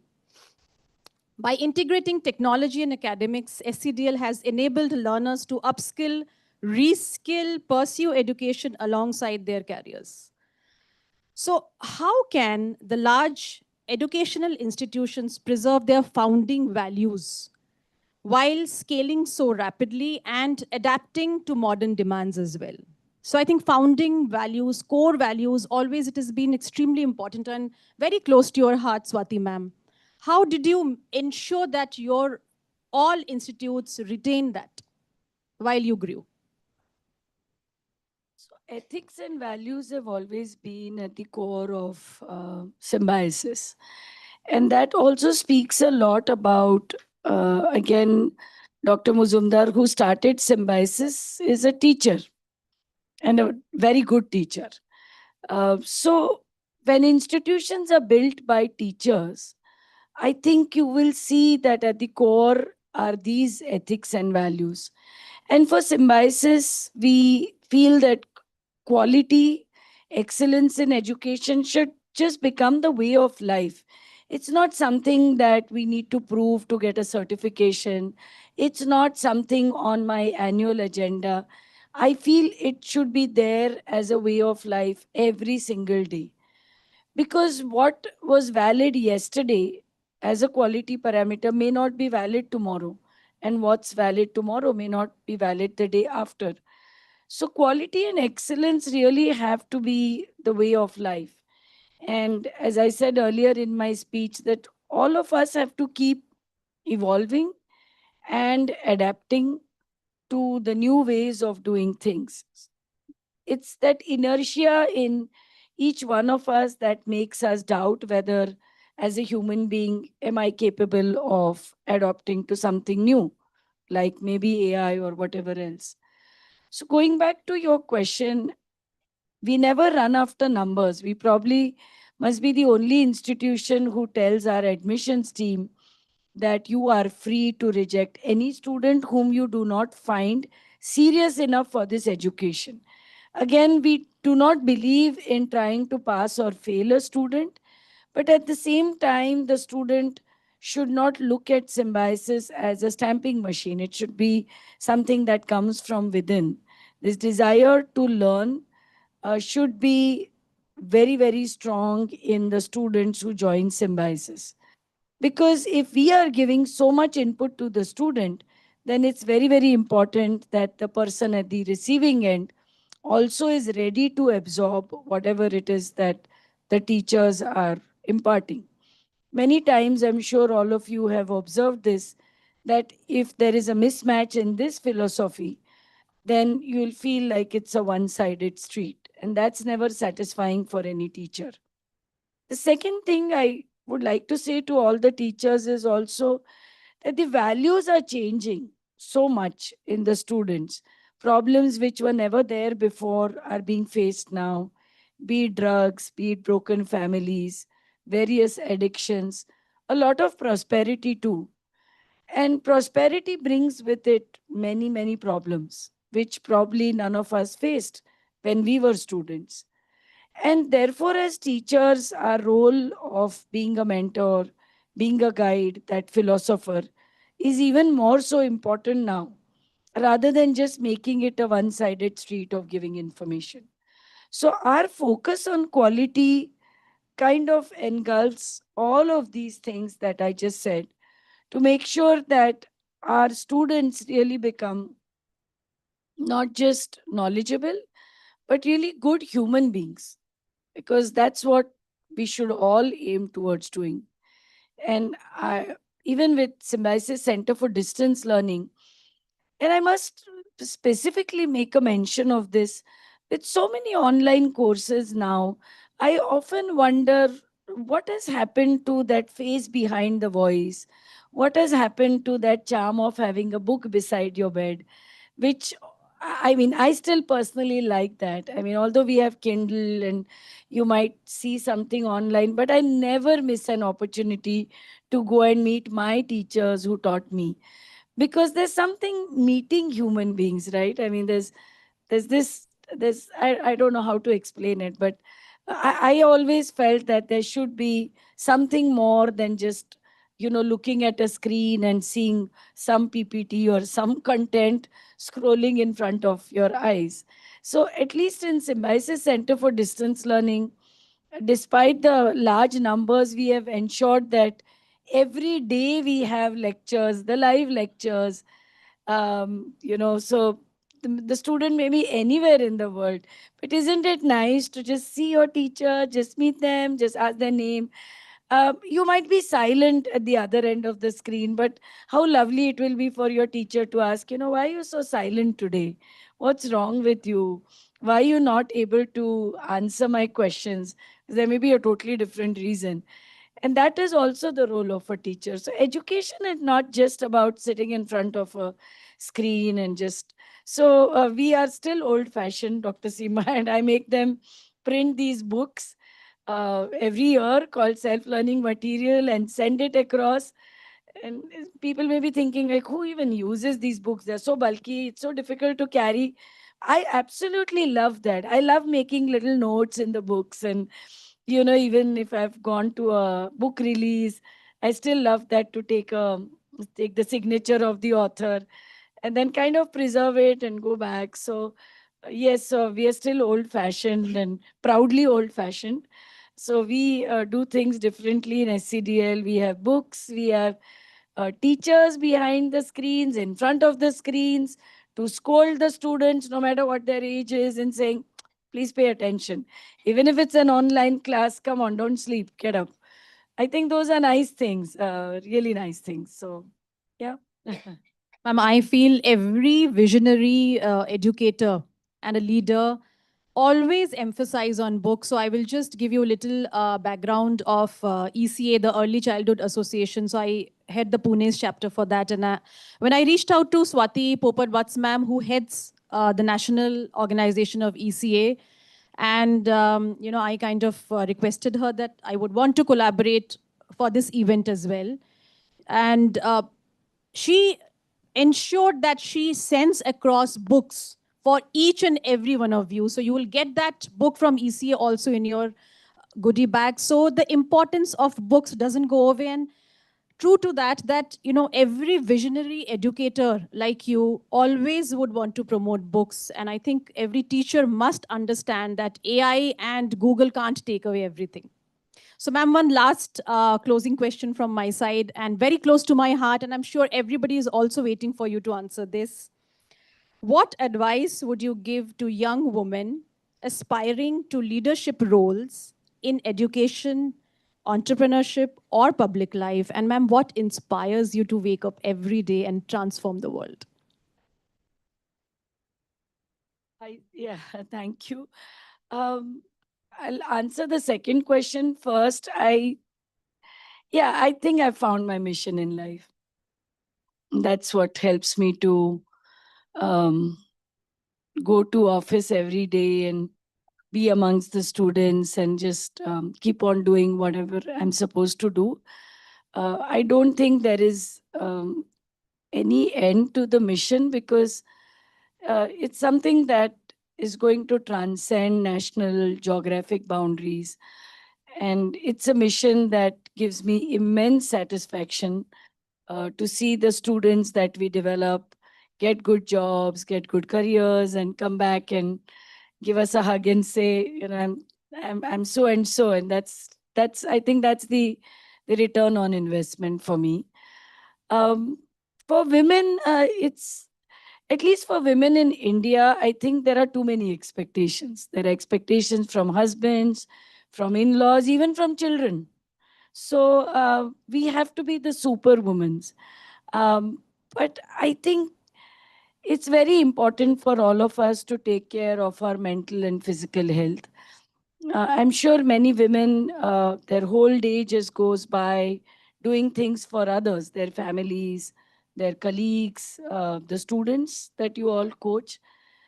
So definitely take care of your health.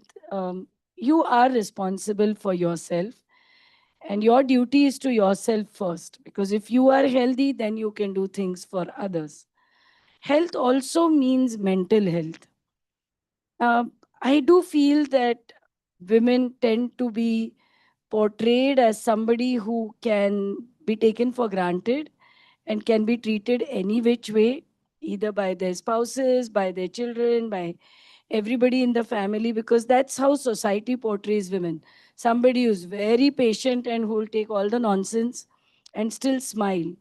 Well, you can be that, but don't let it affect your mind. It does. For many women, you're doing so many things for others that you may not realize how badly it affects your mind. And when it affects your mind, it affects your health. So be strong from inside. Don't let whatever else is going on affect you. And do find a mission in life which is outside of your immediate family. Because many times after 50, 60 years, it's sad to see some women who feel that, what have I achieved? My children have done this, my husband has done this, but I may not have achieved anything. So don't let your sense of achievement be associated with somebody else's success. Let it still be your success. Let it still be your struggle, and let it still be your own fulfillment and satisfaction. So define your boundaries. Don't let anybody cross that, because before you are a woman, you are also a human being. So definitely define your boundaries, stand up for yourself. And if you do that, I think you have become a leader just doing this. And even your children will look up to you if you stand up for yourself. And you are a strong person is something that even your children want to see. And when I say children, it's also your students. I call all my students my children. So yes, you have to be role models with your own strength. And when children start seeing that you do not get affected by anything that goes on, that's really, I think, the definition of leadership. Thank you. Thank you so much, ma'am. So take credit of your own success is also the mantra. Don't shy away. And I think that is why you all are also here today, to accept, because they all are the ones who have been nominated by their own principals.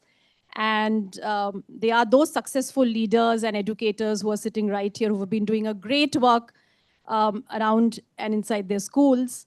So congratulations to all of you. And Swati ma'am, it's been an honor and a privilege to hear your story and inspirational talk by you. And I'm sure we all have learned a lot today from you. Thank you so much for taking out time and being here. Thank Thank you for so much. listening. Thank you. And Swati ma'am, I would request you to be on the stage for a little more time, because we will start with one part of our award ceremony. Like Dr. Seema just said, that we had requested the principals whom we are awarding to also nominate a teaching staff and a non-teaching staff from their schools. And we would be calling out the names of the principal along with the two staffs and the school. So we would request you to come here. And but to start with, I would request Dr. Swati to first felicitate Dr. Seema, who has been the force behind bringing the event together.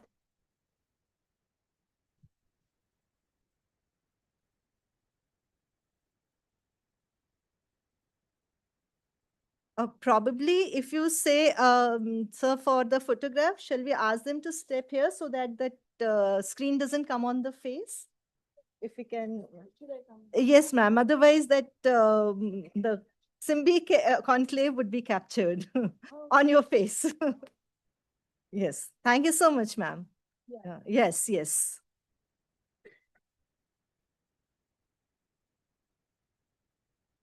Thank you.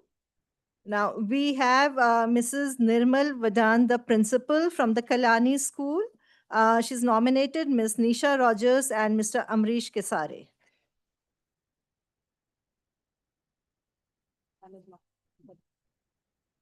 So you have to tell them to get certificates.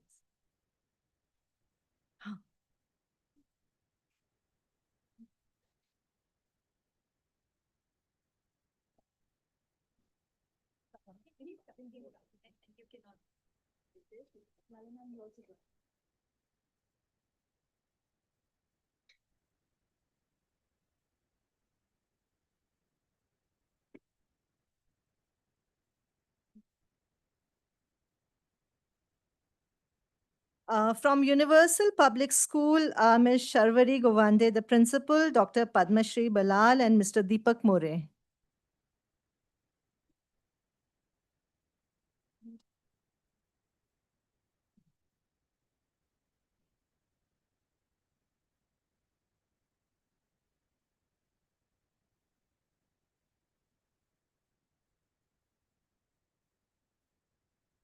From Victorious Kids Educares, we have Ms. Ira Ghosh, Ms. Jaspreet Kaur, Ms. Deepika Purohit, and Ms. Desiree Dhami.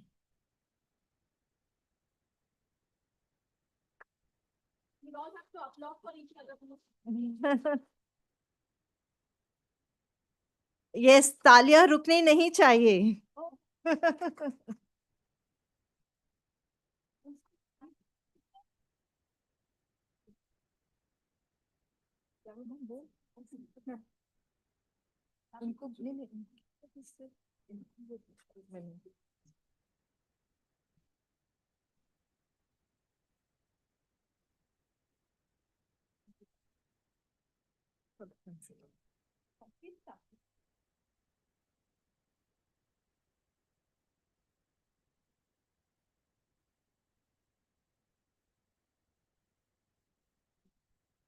From Narayana Techno School, we have Ms. Shalini Dubey as the principal, Ms. Nishita Sharma, and Mr. Avinash Dhumal.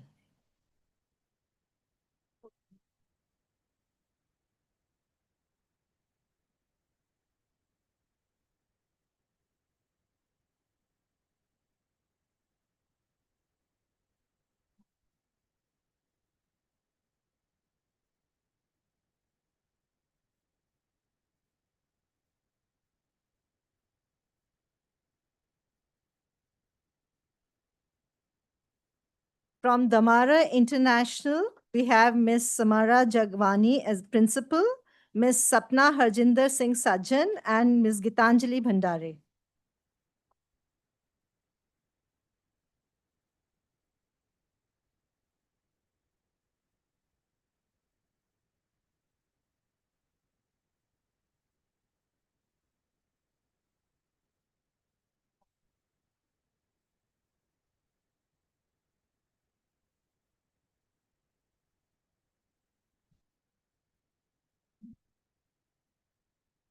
From Clara Global School, Principal Dr. Anita Kaul, Miss Michelle Frise, and Mrs. Suchita Jain.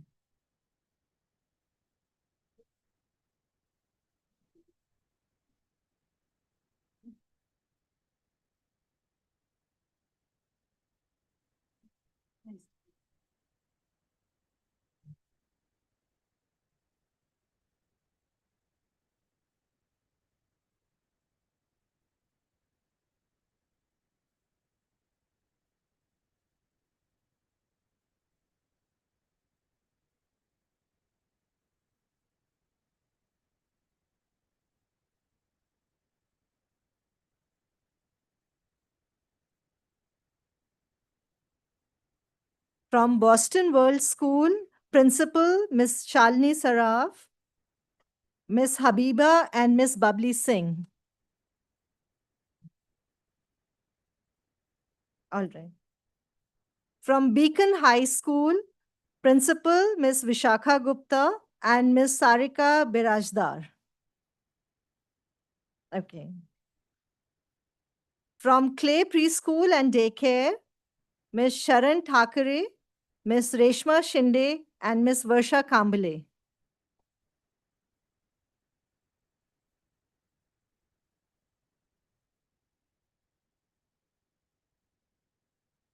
Yes, they're there. Huh? I can see them. From Euro School Undri, Principal Miss Seema Bahukhandi, Miss Amrita Bhatia, and Miss Shalpa Bhatt Joshi.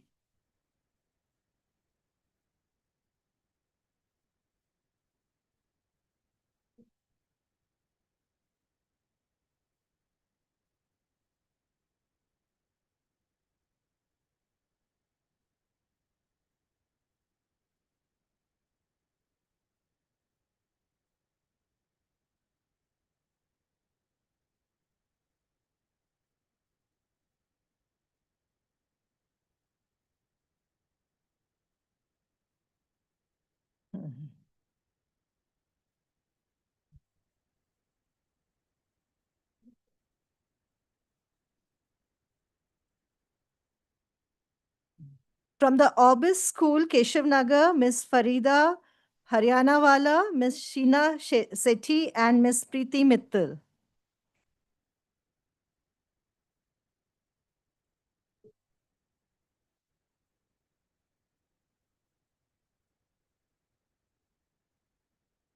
Orbis School.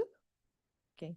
From Suyog Sundarji Wisdom School, Miss Neha Anand, who's the Vice Principal, Miss Nivedita Lokhande, and Miss Shalini Bhatia.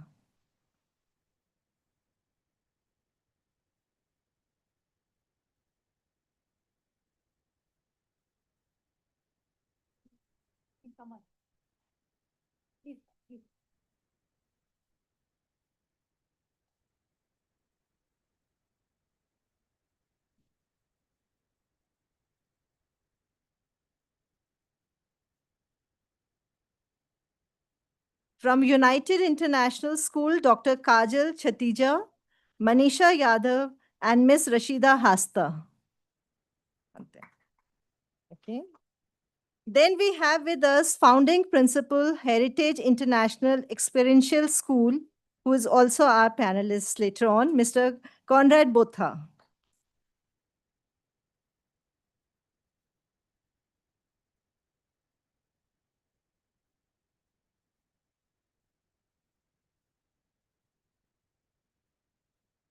Founding principal of Global Indian International School, Dr. Reshma Sheikh.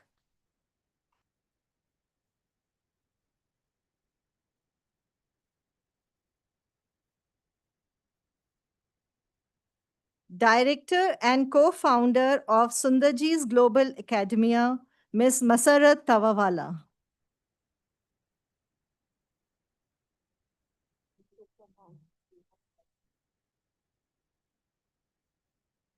Principal of Hutchings School, Ms. Shobha Cornelius.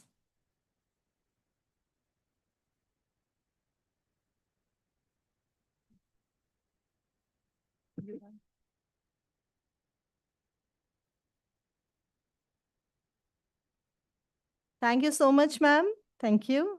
And we will continue with the awards after a panel discussion.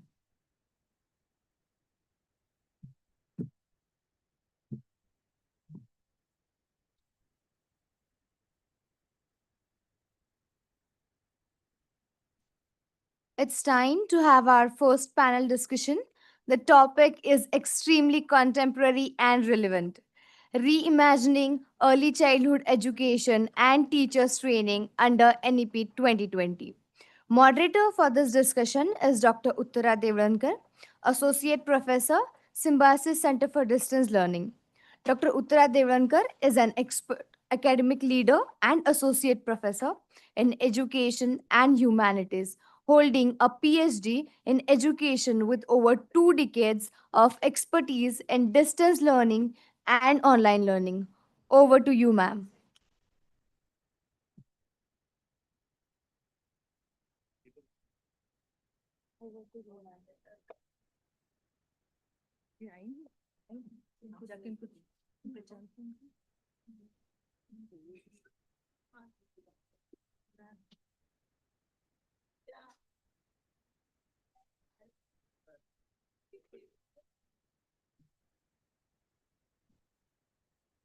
Good afternoon, everyone, and it's my pleasure to welcome all of you all onto this panel discussion.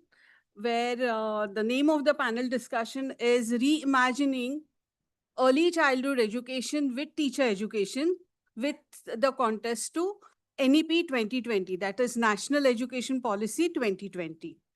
So it is a very highly significant topic, and as the foundation years of child's education shape not only the learning outcomes, but also lifelong attitudes, values, as well as the skills. So the National Education Policy 2020 has placed early childhood care and education, that is ECCE, at its very core of educational reforms. For the first time, the policy has recognized the ages right from age 3 onwards and till the age 8. And it is the most critical stage of learning, and it calls for a complete rethinking of curriculum, pedagogy, as well as teacher preparation. So today's discussion will help us understand how this vision can be translated into meaningful classroom preparation as well as teacher preparation systems. So on to this note, we are privileged to have with us eminent group of experts who bring diverse perspectives from academia, teacher education, policy, as well as classroom teaching practices. So let me brief and also welcome them onto the stage. First, it is Mr. Conrad Botha, head early childhood years, Heritage International Experiential School. Please be on stage. Yeah, you can. You can. Dr. Reshma Sheikh, founding principal, Global International School.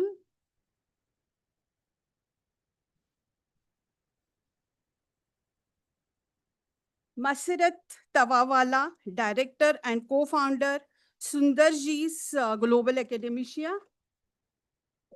With Shobha Cornelis, principal, Hutchings School.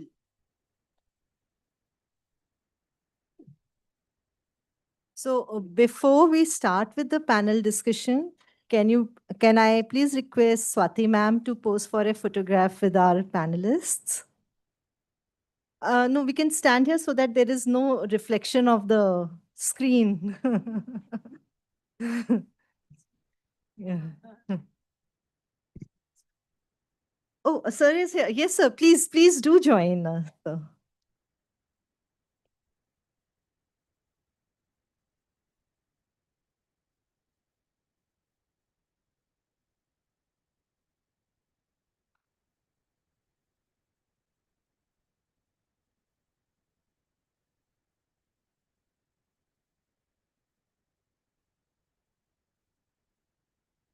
Thank you so much. If you may, please take your place on the stage. Thank you. Over to you, Uttara ma'am.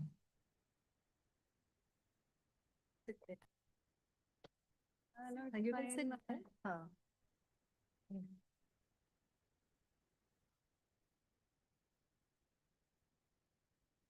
Yes. Before we begin, let me just brief with the theme which we're discussing. It is NEP 2020, which introduces a new platform. I hope everyone aware of this, 5 plus 3 plus 3 plus 4, replacing the earlier one, that is 10 plus 2, which we followed. So the first 5 years, also called as the foundational stage, they include the 3 years of preschool as well as the next 2 years, standard 1 and 2. So it is one of the greatest shift over what we viewed as early childhood education, and moving towards a play-based educational system with a lot of activities which are nowadays put into place, which are very much developmentally appropriate, which gives a learning accelerated space. So equally important is the call of highly trained and professional qualified ECCE teachers. So onto this background, I've got a couple of questions for all of you all. And the first one, which goes as, how does NEP 2020 define the goals and the structure of early childhood care and education? And what are the predominant shifts which are required in current classroom practices to align with this vision?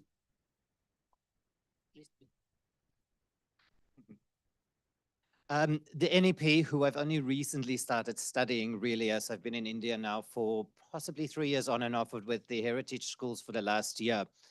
Um, you know, some of the beautiful things I see around the schools that we visit is the transformation in classrooms, focusing on how children learn rather than what they learn. And the NEP really supports that. It creates for a structured approach to play-based learning, where we move away from rote learning approaches into places where children can focus on developing skills, placing elements like physical development, communication and language, social skills at the forefront before we even move into the knowledge-based side of learning.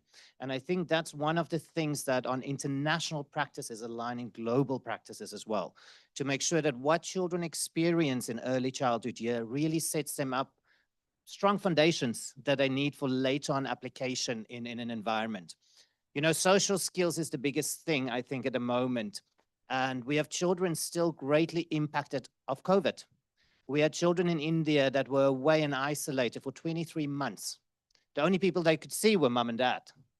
They didn't have that immediate connection as young children to learn body language, to learn different facial expressions, to learn how these subtle communication skills that come so easily to us sit within that development, which greatly influences their self-regulation. To not being able to see this replicated in our communities, understanding those cultural elements that it bring in as well, it's very difficult for them now to build that confidence and that questioning ability and curiosity and the ability to express that. So I think there's a lot of work that we need to do in that regard. And I think the NEP really focuses on these elements without us even knowing it to that extent. Thank you, Conrad. So according to me, I have to say that the 2 years of COVID, which was historical and we were all a part of it, we went through it, it created a 360 degrees paradigm change in the way that we see teaching and learning, specifically in early years. What I saw in children coming back after COVID, like Conrad rightly mentioned, the lack of social connect. Besides that, I think mental well-being was one big aspect of what we really saw for children coming back after COVID. And in that context, there was also a language barrier. I think what NEP promotes at a very, very good level is the use of the mother tongue when it comes to the foundational years. So when we're looking at the foundational years, basically and typically what we call kindergarten and now grades 1 and 2, we look at using of the mother tongue to give back that comfort to students. Eventually, a lot is based on communication. And I think this one aspect of it really brought that back. It gave students the comfort in schools like ours, where we focus that English needs to be the primary language.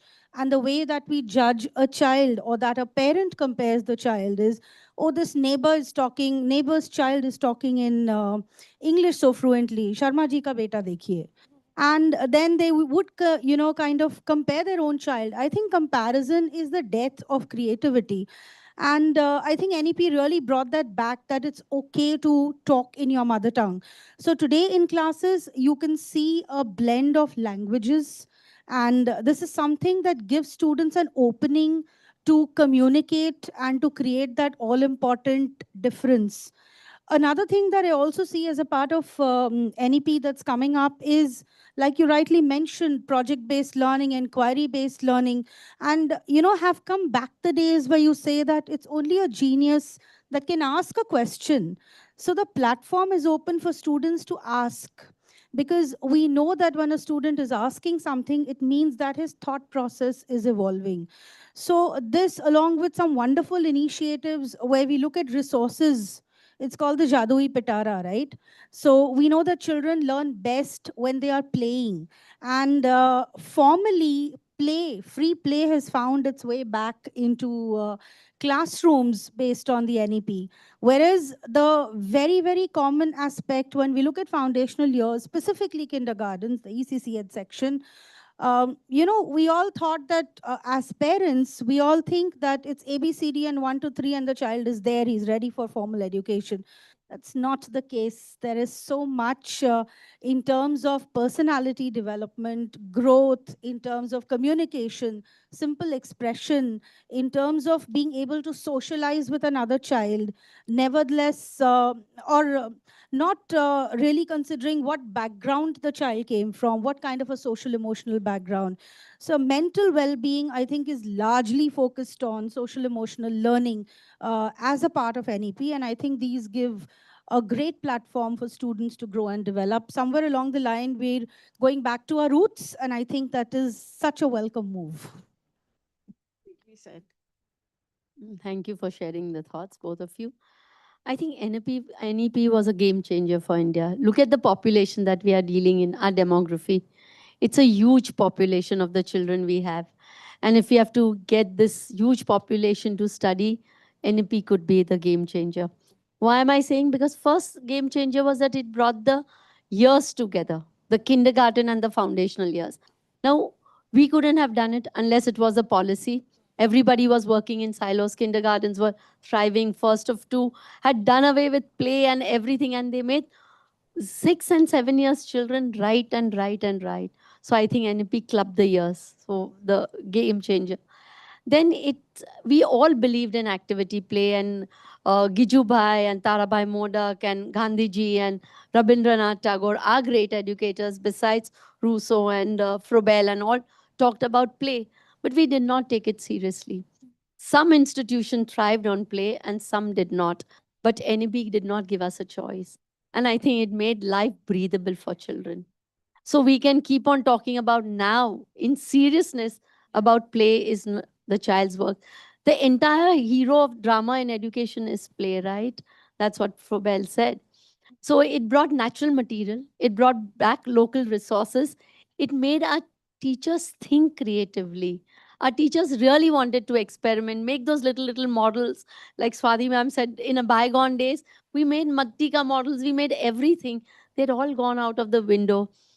We brought in a lot of plastic toys and all. We went back to our roots with NEP, like at least for India.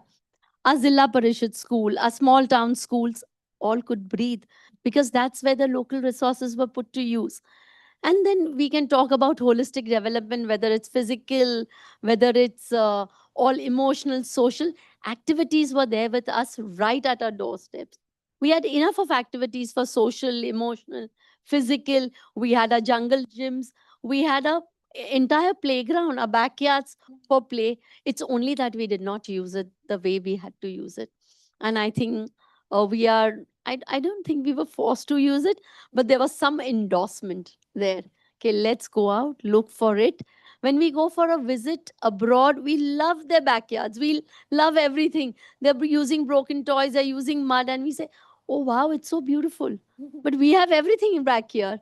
Our beaches and our gardens, and even our gardens are, I mean, look at the openness that we have, our open gyms at all our parks. I think we are using it better. So I'm not going into the details of all the activities, but I love it when we are back to children with just simple play. And in that play, everything, whether you're doing critical thinking of process building or solving problems, it just comes there. You start using everything, and then you have a natural maths lab, you have a language lab, you use stones, you use leaves, you use twigs. Everything is there for you. I think a walk in the Empress Garden and you'll collect all your natural material and you can do the whole year round. So I just had to connect for that. Yes, yes. It's so beautiful to hear all the visionary speeches, but I just want to, in a nutshell, want to speak out. We as teachers, sometimes we have to think about the special children too. This is where we forget because we are upskilling and reinventing as teachers. So in this NEP, it's not just like, children with all the education systems, every IQ has to be accepted. So if a special child comes to our school, whether we are giving the admission or you are asking them to go to the, to the special school, that means we need to be upskilling ourselves to also handle that particular IQ child. So it's very important for us to accept every kid and even every teacher we need to be upskill ourselves, like, to deal with that particular child. I think with that, like, we complete. Yeah. Yes. So Could I add just one sentence? surely. That with NEP and with bringing the foundational years together, since I'm too much into special education, I feel our kindergarten and our foundational years can actually convert into early intervention centers. Yes. If we do it rightly, they are the base for early intervention, because everybody does not have the money to go to the hospitals and take therapy on one-to-one basis. And today, 12 million children in India are special diagnosed, undiagnosed, God forbid. And 1 into 35 births is special education today. So if our schools are doing the foundational years right, we have, looking at the demography of our country, I think there would be a good background for early interventions. So very well said.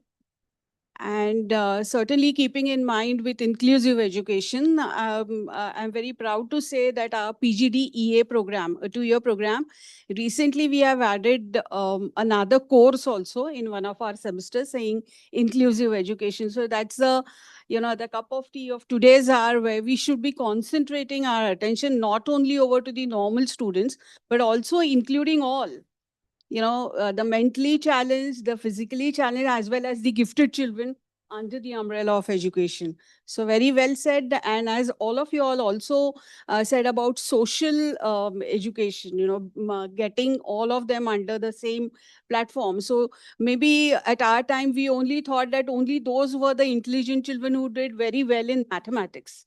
So that is not the thing here, keeping in mind Howard Gardner's theory onto multiple intelligence. So everyone has got their own flair, own intelligence style and all. So those also should be considered. So any more inputs from the audiences, or should we move further? Yes.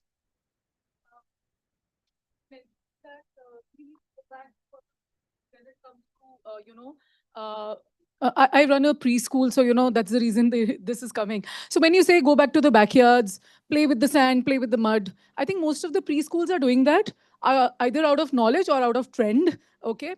But I think the hesitation is from parents. When I go for a walk in a park, I see most of the parents not letting their kids play in mud, touch the sand, hath gande ho gaye, go clean. Okay, so I somewhere feel that healthcare and education system needs to come together to sort out this problem. I've seen during monsoons, when the new session starts, my playgroup and nursery would have like just 1% of attendance. Where are the rest? Everybody's sick. So I don't know how to sort out this problem, because you'll keep on telling the parents that daag अच्छे हैं, mitti अच्छी hai, but then how to sort out this problem when it comes from the doctors? I've known where parents go to the doctors and they say, don't send the child to the school for 15 days. So how to sort out this problem is something I would not want to understand from you.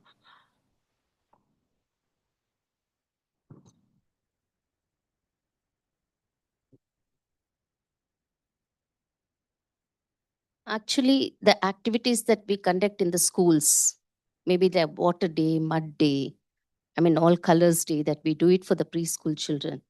We sort it out like during the summer, we can have it as a water day instead of having it during winter season. I think the doctors will never say not to play. And the children will not fall sick. If it is really very sick, if the children are really very sick, we ourselves will say the health is much important than the learning. So that's how we ask the children to be at home. As many of the principals are here, we ask them to stay back at home. But if it is the child is fit, a little, I think it should be according to the seasonally we fit in our school. We have mud. It is full attendance. Any activity day, it's full attendance. The children love to play. And this, I don't think you have a psychologist in the school, you have an infirmary, you have a nurse full time in the school. So I think they will take care of the things even during the examination time, unless otherwise, if the children wanted to come to school, write the exam, and they say, we are sick, we want to go home. Now they don't go home because we have a nurse in the school. We just stop them no, if you're sick, really sick, you stay back at home. Don't come for the exam. Okay. If you're coming, You just come and then go means like you wanted to study for the next exam. It's not real sickness. You know, it's the parents also, they do play, you know. So I think the education of the parent is very important. I understand the health is equally important, and because of the immune system being weak of the child, especially at the kindergarten, I do understand. But are we explaining the parents that why is the sand and what kind of sand we are using? Are we using a sensory sand, which is like available on the beach? And that sand is actually very good for the brain because it makes the connection. I think those little technical knowledge is very important when we put across our activities. Mud Day usually happens on 29 July. All of us know. And that's the day when it rains and it rains and it rains. Or, it's the peak of the rainy season. I think, and making a new age parent, all of these kindergarten parents are 23, 24. They have more Insta knowledge than the real knowledge. And that Insta knowledge is very harmful for them. So I think explaining them in your parent orientation, the neuroscience, that it connects the brain, there's neuroplasticity happening, the synapses are happening. I think that is what is going to be a game changer. And if you give them the examples that even at present when it's snowing in Calgary or Canada, the children are pushed into the backyard to play. Why? So I think those little things would be a game changer. I just want to take it one point ahead that whenever we deal with parents, I mean, there could be smaller schools, there could be larger schools. But what I see really making a difference is showing them the rationale. I mean, just to take off of what Ms. Masara just said, but I think when parents are shared with a rationale as to why a particular activity is being given to the students, it always works better with them. As far as children falling sick, I think that again, when we talk or take up orientations with parents, it's very important to kind of communicate to them the importance of healthy diet and healthy eating. Because in today's day, things are all based on shortcuts. And we have Swiggy, Zomato, and other areas that add on to those shortcuts. So I think to build an immune system is not something that takes only a day. And at a very early point in their lives, maybe playgroup, parents should be actually explain the rationale of how immunity can be built and why playing out of doors actually contributes to that immunity rather than takes away. I think that would help. You should probably try that. Feel obligated to answer your question as well, since all the other ladies have spoken. I think you have a very complex question from my side. I think it's a very relevant, complex question as well, but I think there's no right answer to it. I think every community and every school community in reference take different approaches to this. We were just having a conversation outside with the new system coming in for that we register, UDI system that's there.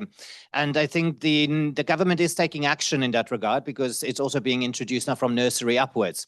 So I think that might help motivate to get the students in school and parents into school as well. That might be one, but it's not going to solve your problem because the parents will still find ways around it. One of the practices we have at Heritage in our school is really taking the parents along with us. It's all about education, advocacy, understanding the approaches, understanding the mindset behind what we do, the why that is there, really bringing them on board with that. Through the years, the school has developed actually a parent curriculum to address some of these things specifically along the way to address that. And I encourage all to really start thinking about how we do that. You know, as mentioned as well, our parents are getting younger or we are getting older, but the younger parents have a lot more expectations. They also have a lot less risk taking in them. They want to really make sure their children are safe, that they have the very best of everything. And I think that's where the mind shift needs to happen. If we look at a sick child, what is our interpretation of a sick child? A cough or a slight fever for a couple of minutes that's gone back to normal routine is not necessarily classed as a sick child. That's part of growing up. A scrape on the knee, it's also part of growing up. It's taking that risk, it's putting in there. So I think that's where the work needs to happen for us, is educating the parents on their understanding of what these things are and working that into our curriculums along the way. But again, I think on two sides there, we can't solve it. We still here and we still have the doctors giving certain advice. And I think that will take a long time to bridge. Yes, that was greatly said. And I'd like to move to the next question. So, when we look at competencies or even skills, we think that, oh, these are the skills or competencies which I should be, as a teacher, seeing in my students. But now the twist is here is that what are the skills and competencies for the panelists? Is what are the competencies, skills, and attitudes which early childhood educators develop to effectively implement, as all we said about play-based experiential and even holistic learning approaches? I'll start again. Again, this is a very complex question. It's like people. Every school is unique. It's got its unique ecosystem. Some schools are directive with a hierarchy structure. Others have a collaborative experiential approach with a distributed leadership structure that works in partnerships alongside children and families. It's very much looking at that culture that is festered within that school. What is our vision? What is our belief of education? What is our belief of childhood? How does that come to life in a tangible way? And looking at the skills and the capacities that we require to make that happen. You know, as schools, it is our responsibility as leaders to make that cultural logic that we fester in there. And as educators and as a school as well, there should be an alignment in a compass. You know, those value systems that we are born with, that we are shaped with the communities we grow up in, the people around us, how that influences that really inner being of who we are is not going to change. Nobody's going to change that. That's our DNA. But our belief systems around that is what's very much influenced by what we learn and experience through life. And that is where we need to seek alignment with the schools we work in. Because if we're on the right journey alongside on that destiny path, as Dr. Mujandra spoke about earlier, that's where we find that space where we can really feel comfort, a sense of belonging, a sense of purpose, to really feel free to develop and experiment with that skill set where we know we have the support we need. So to develop the skills that we require, I think it's looking first and foremost of what is needed to make the reality of that school come forward and move forward in their path, and to really identify it on the people that is within that community and what is required. For us as a new school, it's very different. We are a founding school. We're only launching in July. So we have a bigger risk there because we're picking from everywhere around us to build a team from the ground up. So we're going to fail many times. We have many different challenges from a school that's been operational for 20 years. Every day we have a new team member joining. Every day there's a new mindset. Every day there's a new challenge. There's new chaos. There's new questions. So it's also being flexible in that approach, but having a clear vision of what we're wanting to achieve is what is important within that. Thank you. Please said, yes. So developing skills and competencies in our students in the class, it comes through a large part through teacher awareness. I would say facilitator. I always believe that a class is reflective of the personality of the class leaders who lead that class. So I think skills and competencies need to be developed. And to do that, I think awareness and leadership building among the teachers who are leading that class is very, very important. It's important for teachers to leave that all heavy baggage that they come with aside and focus on the students that they are in charge of. So if you have a teacher who's ready to invest in her class totally and wholeheartedly, you will see the skills developing automatically. Simple skill of listening, simple skills of being heard to. So I think these are complementary in both the children as well as the educator. Because if I'm an educator but not a good listener, I'm not going to be able to develop that skill in my own children in the class. So therefore, I think in order to ensure that children are skilled and they are developing competencies, I think people who are reflective of that class need to contribute to that. Today, the kind of skills we want children to develop, prime of them are independence. All parents want their children to be independent. They want them to be responsible. But, you know, sometimes that is just what exists or dies away in terms of a good statement. I want my child to be independent. Are you even ready to help him or her cross the road independently? Have you given him that kind of an independence? So I think skills and competencies, specifically if you're talking about the foundational years, are a collaborative effort of the caregivers, which could be our parents, as well as the educators who enter in that class day in and day out. Skill building comprises of independent thinking, creative thinking, problem solving, collaboration, being a part of a team, playing socially.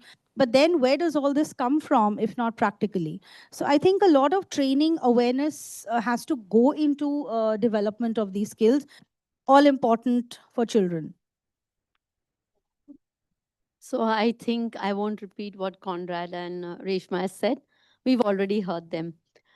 Skill building will be very relevant to your pedagogy of the school and your philosophy, but will also be time driven.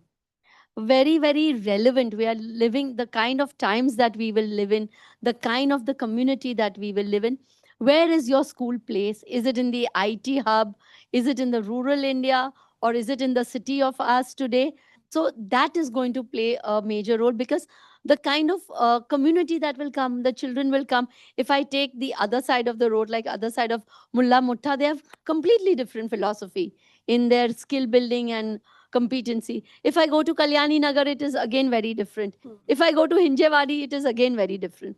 So again, the entire concept, certain common parameters of life skills will always be there, and competency, where we have to prepare from 2 years to 7 years, a child for 8 years.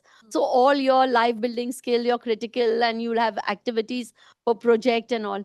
But certain things will be driven by the community and the culture that you are living in. And that's where is going to be the game changer. So those life skills are going to be very critical to that family also.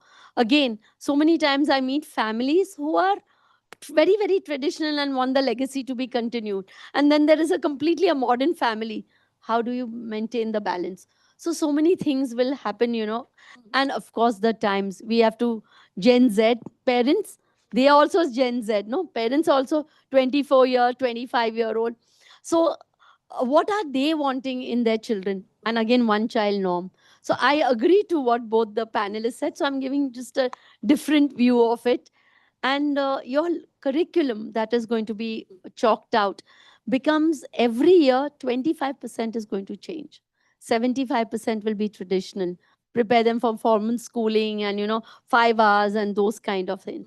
But the word that I think the acronym I would use is ICSC. First, make them do independent on their own. Whether it's a 2-year-old, 3-year-old, or a 5-year-old. Taking care of themselves because of the kind of nuclear family we have. So ICSC. Then what is the way they communicate? Because the communication with screen and all that, it's completely, if I sit at the hospital today, I have research that is aghast. I don't know how to sometimes convey it to it. So independent communication, then comes your social quotient, and then will be the education. I'm flipping it a little in the life skills today. In a very quick nutshell, what I wanted to put it across is like pragmatically, if we think about as an educators, we are also passionate to reach out to the children, but how much we know them. So most of the time, like, you know, we educators should know, like, you know, how we can build up a rapport with the students and also through the parents. Once that is done, I think, like, you know, we can do a lot. Then we can have the individualized education plan if we have a thorough preparation of our daily weekly record or daily record for the children. In that way, like, you know, we teachers are passionate enough, so we will work in the class of 15 or 20 or 35. You still can have, like, you know, 2 different approaches for the children because of individualized education plan. That's really pragmatic. People may think it is not pragmatic, but it is pragmatic. I also would like to add about the neurodiverse learners that we'll have in our classroom. So are we going to have a separate curriculum for them? No, we'll have to practice inclusion. So your life skills and competency will have to have so many factors. So you can imagine that a kind of curriculum that we'll have to make, or even the activities that you will have to have. Yes, surely a million-dollar question, I think so, because we are concentrating onto these skills as well as the skills which are fitting into the NEP 2020, keeping in mind with social development also of the student, which happens to be the cup of tea of today's world, with multiculturalism also. And another point which ma'am also said about the individualized curriculum. So it is no longer the teacher-centric curriculum, but it is the other way around, the student-centric curriculum. So let me conclude with this exciting we had. It is only and only NEP 2020 places young children at the center of the educational reform. It highlights the importance of joyful as well as meaningful learning.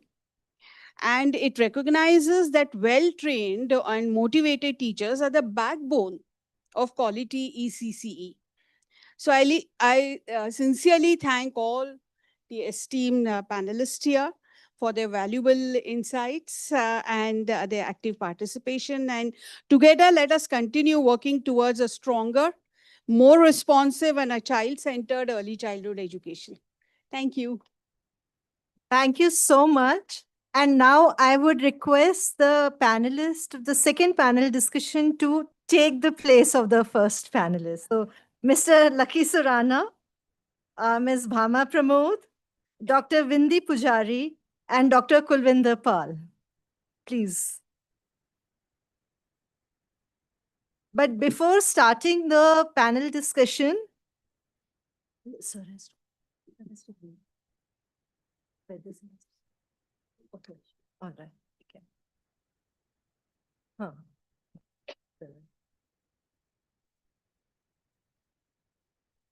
Please have a seat.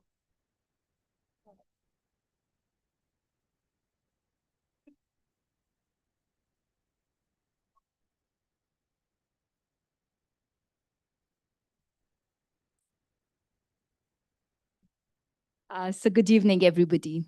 I know it's been a long afternoon, and it's up to us to now keep it interesting so you don't sleep or you run away from this hall.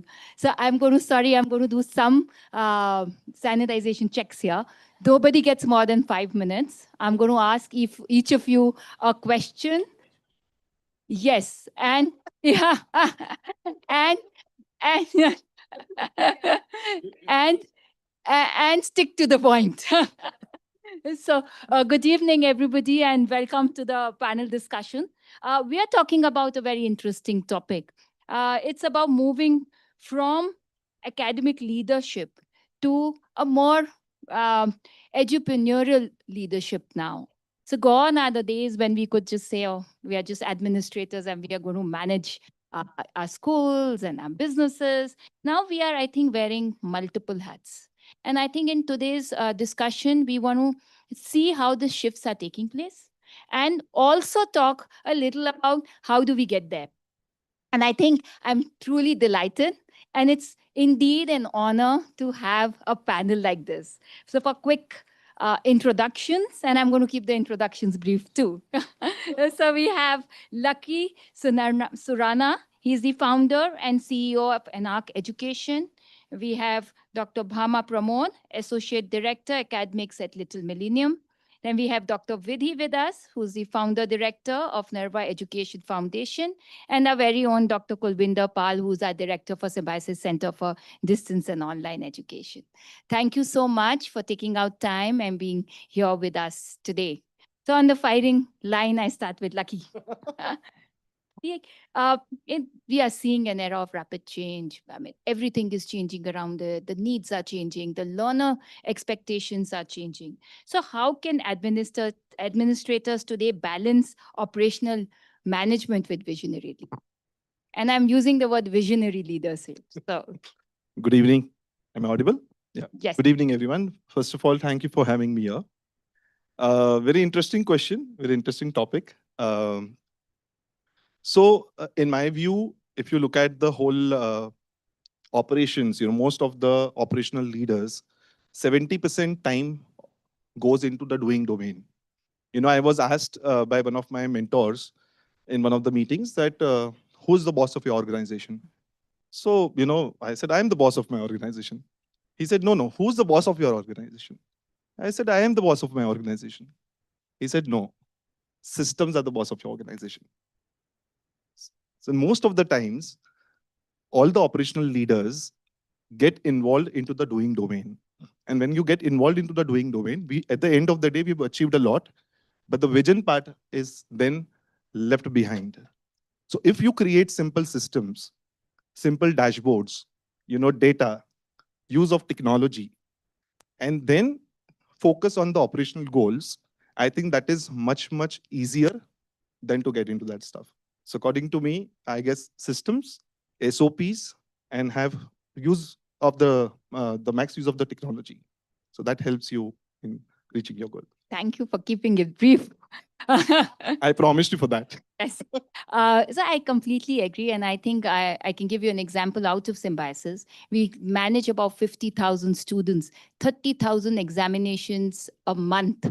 And we are a very lean organization. And I think we've been able to achieve that. It's simply by technology. And I think we all need to embrace technology and embrace technology quickly. Otherwise, we'll be left behind. I'll move on to the next. I think I'll finish with the men first. Yeah. So Dr. Pal. And today you are in a minority, like literally a handful. This is one sector I'm so happy we don't have to, we have to talk about, I think, gender equality on the other side. They're the men who are a minority. There. So let the minority go first. And there, absolutely. So, the question to you is that what key leadership competencies are now essential for educational administrators that were maybe not so critical maybe 5 years ago? Okay. So good evening to all. And thank you for giving me this opportunity to meet such an elite audience, such an esteemed audience. So competencies which are more relevant now, which were not that relevant 10 years back. I think in the last decade, many things has happened.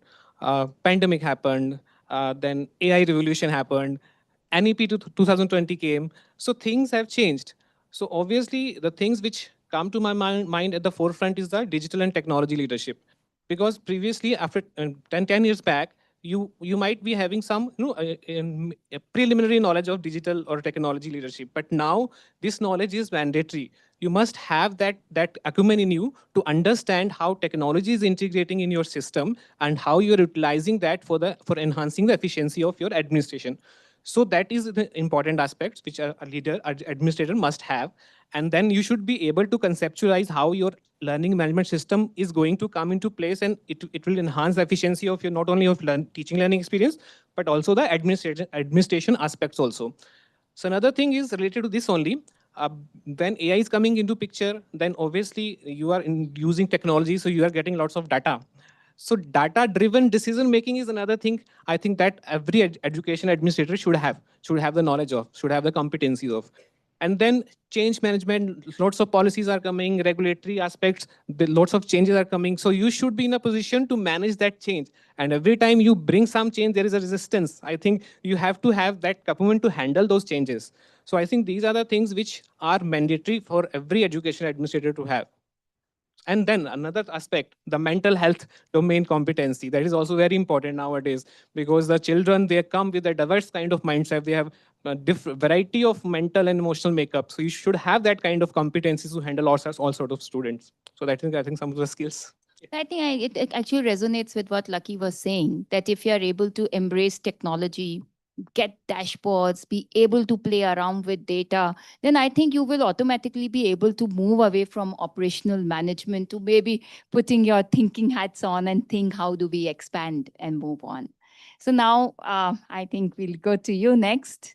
So at school level, what is the most significant shift you have experienced from managing routines to leading change? So managing? So basically, I'm asking that from basically managing your routines, what is a big shift you have seen when you have kind of now looking at it from a leadership perspective? So while you're as an educational administration, what happens is we are always managing the routine, right? Ensuring these are thinking, moving like a clockwork. But when the minute you take a shift into a leadership role, a shift takes place. Yeah. What is that one shift that you have made? Okay, the life experience, right? Okay. Yes. We all have faced COVID, right? We shut down our schools, right? So we all went online. We being a preschool, that is the most toughest thing for us, to make a child sit in front of the camera and continuously listen to you. Was that even possible? Many people didn't even shift into preschools. They didn't get them online. But what we did when COVID struck, March, that very next week we went online. So what I told my teachers, put all your books aside, nothing to do with studies. Do all play-based activities with them. And you decide what you want to do every day. Teachers were very happy. Somebody did cooking with them, somebody did making chapatis with them, somebody did dance with them. So you see that was full 100% attendance in front of the cameras. Children were sitting with their mums. The 2-year-olds were sitting with their mums. Mums are also very happy that we were in touch with the teachers. Children were also learning a lot of things. Communication was happening. Children were very happy to see the other friend in another camera because that was something very new for them. मुझे दिख रहा है मेरा friend वहाँ पे. So they were very happy. So this is a big transition which we did. Here the leadership, what I told my teachers is, you take a call. You take a call. You all do what you think is right to do. That's when true leadership works, is you give them a task. You tell them, this is my vision. I want the children to be happy and be connected with you all. But what has to be done is up to you. This was a big shift which happened that time. And even now, in my school, I let my teacher do what you want to do because you know your class best. I want the outcome. But it's your class. You do what you want to do. मारो मत बच्चों को. Well, I think that's a very big shift and a responsibility to move. And I think as a leader, I think the taking capability. Very risky, because we had a lot of parents say, how could you make them sit in front of the camera? We had a big school in front of us, which completely decided that no, we should not go ahead with preschoolers in front of the cameras. But still, we took that risk. Yeah. Yeah. See. Yeah. Yes. Anything from your personal experience that you would like to share? Yeah, so I think so, yes, what she rightly said, right? What we did exactly, the VUCA times, which was there. I think so, it's very important to ensure that children are not having that loss. And early childhood is a time where making parent aware that, this is not the time where you can just let go, because there is some intentional teaching that is happening for children. And if we let go that time, I think so, that is something, it's a loss forever that is there. So I think so, very rightly said, and I completely vouch for it. That's what we also did, ensuring that the internal team were making all those videos, ensuring that the car honks and everything is not there, changing the lesson plans from a classroom setup to a online setup, making all those changes. I think so, that's what made a very big difference. So the next question, of course, you're sitting in Symbi Center for Distance Learning. We do a lot of education-related programs, early childhood. So what kind of programs should an institution be looking at to cater to the needs of the educators of today? So, and what differently should we be doing? I think it's very important in today's generation, because as a leader, we always take up situational leadership. That is something which is very important. Based on the situation, we need to. So for teachers, the most important thing is how to adapt to the new age. Every day there is a change. Every time, like, we never knew that even 5 years back that we all would be using chat GPTs, right? We are all widely using the Meta AI and everything. So very important, digital literacy, ensuring that they are all motivated to do that. Emotional well-being of teachers, keeping them absolutely, because I was just hearing to the previous talks about catering to Gen Zs, our teachers who come to us, and then we are catering to Gen Alpha and Beta, right? So ensuring that these children are taken care, and ensuring that these children start thinking on their own. So for that, teachers need to be empowered and ensuring that they adapt to the new age changes that are coming their way. We don't know how the world is going to look like in the next 5 years down the lane, right? So ensuring that that adaptability is there in teachers, giving them those empowerment sessions, empowering sessions, is something what I feel those kind of courses is what is going to help them. Yeah. I think we also need to look at the social fabric and the kind of challenges that we are going to face, and then how do we deal with them. As you rightly said, now you have employees as Gen Zs, Yeah. and then you have a client which is an alpha and a beta. I think it couldn't get more difficult than this. Okay. Now, this is my very last question. Okay. And it's just one advice that you will give to people who want to be sitting here in your roles as educational leaders. And how do they get here? Well, I think sitting here, each one of us are leaders already. One advice or one suggestion which I would like to give to all the educators is to develop lateral leadership. Uh, Leadership is not just with designations. Okay, you develop lateral leadership, and you develop a team around with training, and training not just for the systems or your processes. Training is all about how you actually think and how to match the vision the leader is wanting to lead. So I may think, okay, I want to create a 100 crore organization, and I may create systems and SOPs around me. But if the second in line and the third in line and the fourth in line are not thinking, they will be only involved in the process because of the hierarchies. So gone are those days of hierarchies. My suggestion is develop lateral leaderships, train them not just for the processes, train them how they can become leaders in turn. So the only fear when I talk to a lot of educators is, हम train करेंगे चले जाएंगे.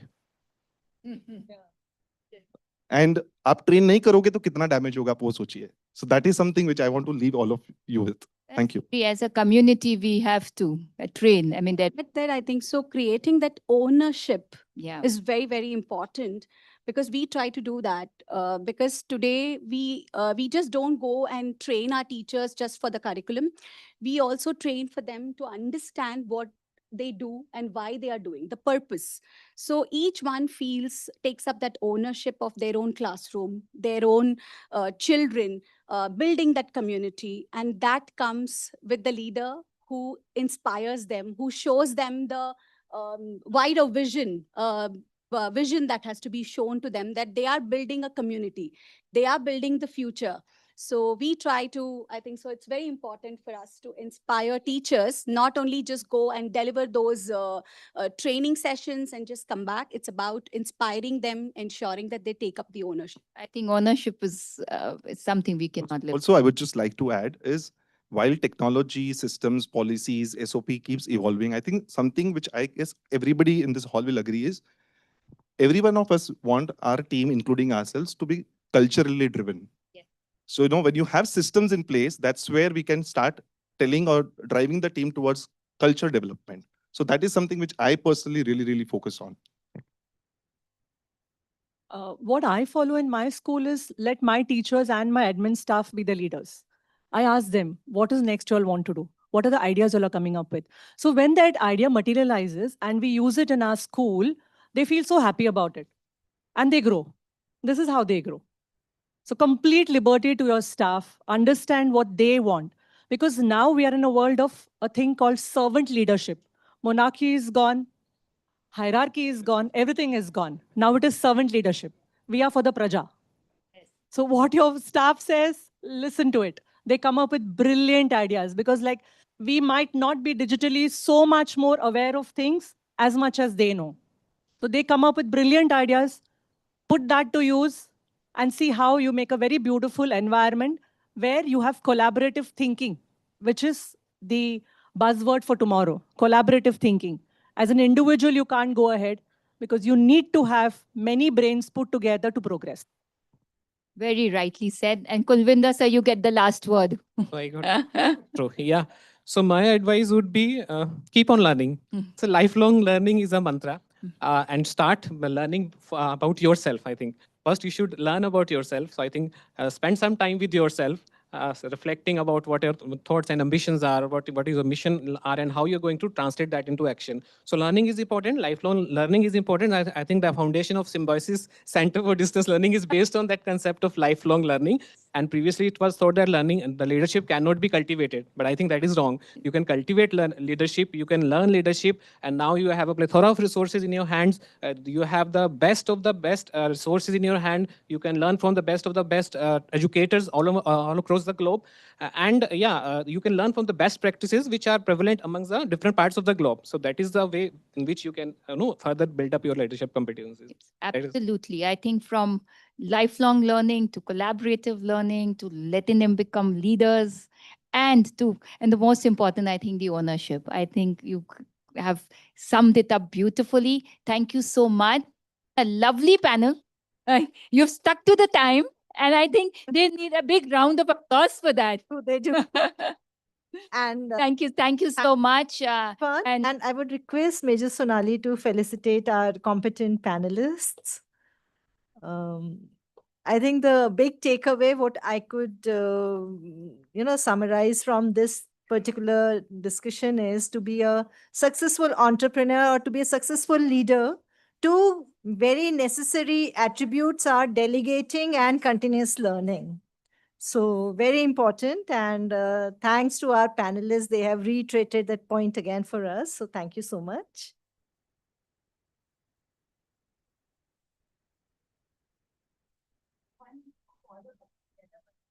Yes.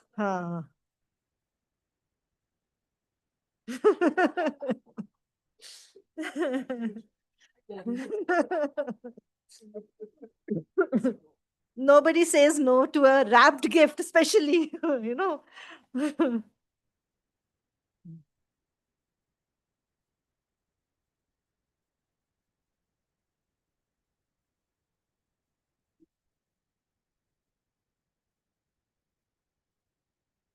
Thank you so much.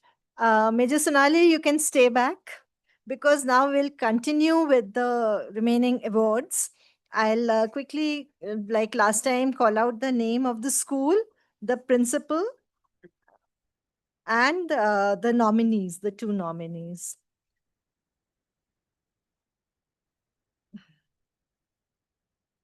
All right. So Galaxy International School, principal, Ms. Kriti Shetty, and the nominee is Aarti.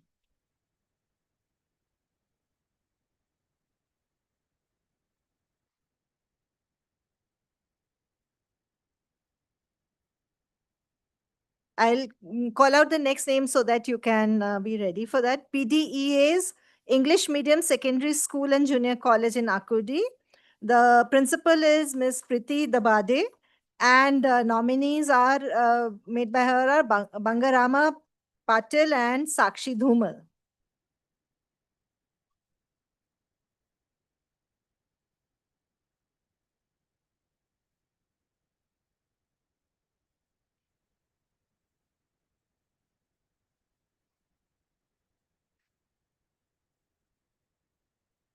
Next school would be PDEA's Eon Gyanankar School.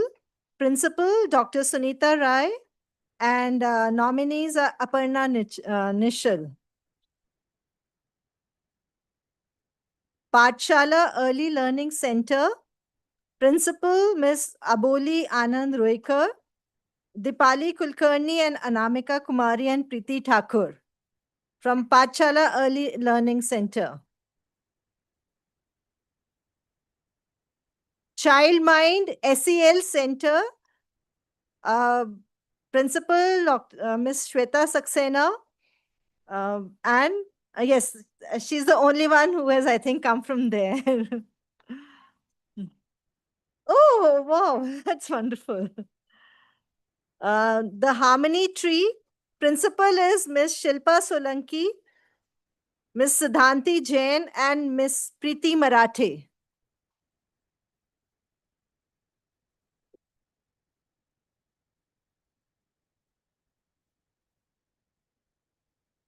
Euro School Kharadi, principal Ms. Afreen Sheikh, Ms. Ashwini Wagmore, and Ms. Farhana Bashir.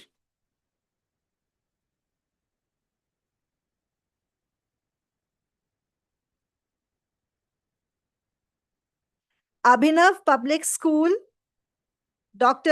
Principal is Dr. Ashwini Pansare, Ms. Smriti Chavan, and Ms. Meena Nawale. I'm sorry if I mispronounce some of the names. Marathi is not my first language, so it may happen. I apologize in advance. For PDEA, Shardabai Pawar English Medium School, Principal is Sakshika Dheeraj Gupta, Prajakta, and Ms. Sarita Pandit.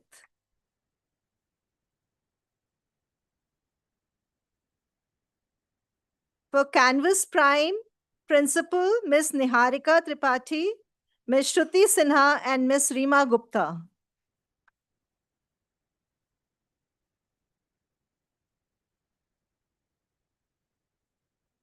For Paddington Cambridge Preschool, Principal Ms. Amruta Munde, Ms. Gayatri Deepak Bhosle, and Ms. Ruhi Sri Rao.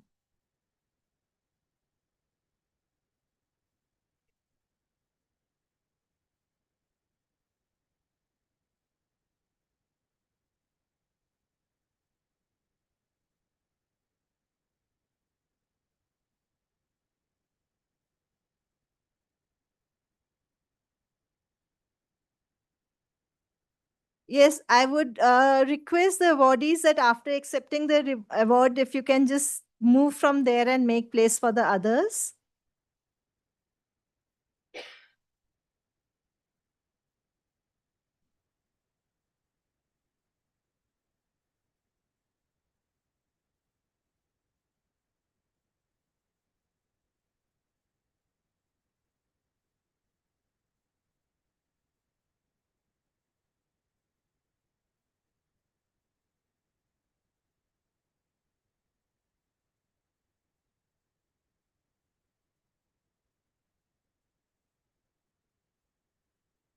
For Adumbari Foundation, the Vision Preschool, Principal Shri Prashant Hindu Rao Bankar, Mrs. Renuka, and Miss Preeti. For Bluebird Preschool, Principal Miss Mehzabeen Nadaf Khan, Miss Asma Sheikh, and Miss Meenaz Nadaf.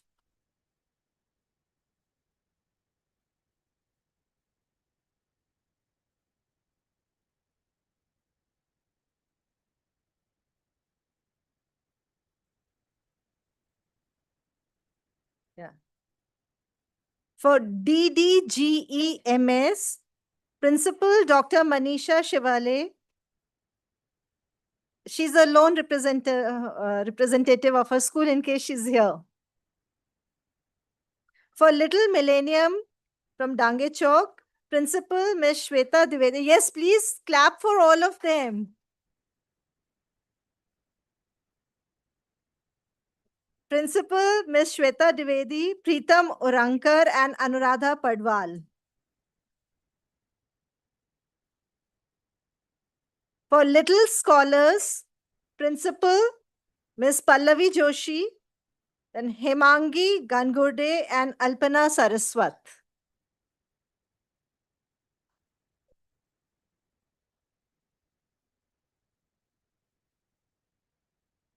From Little Millennium Carthage, Principal Ms. Swati Malapur, Prajakta Moghe, and Gayatri Parale.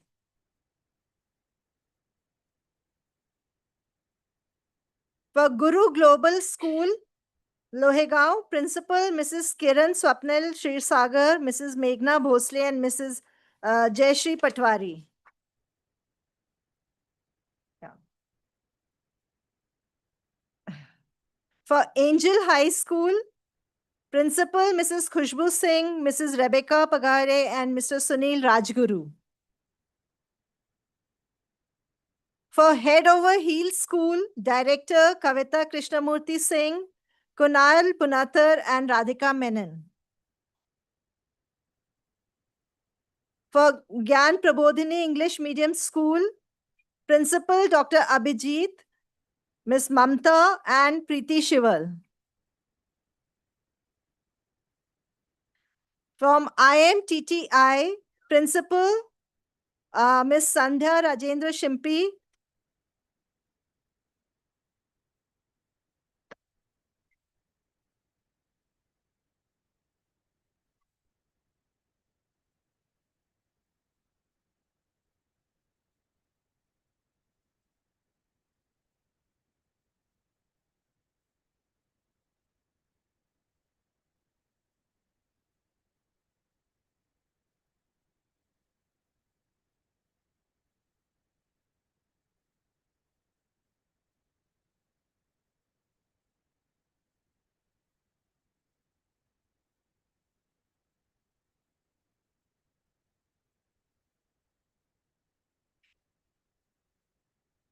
So she's the principal of IMTTI, I think. Yeah.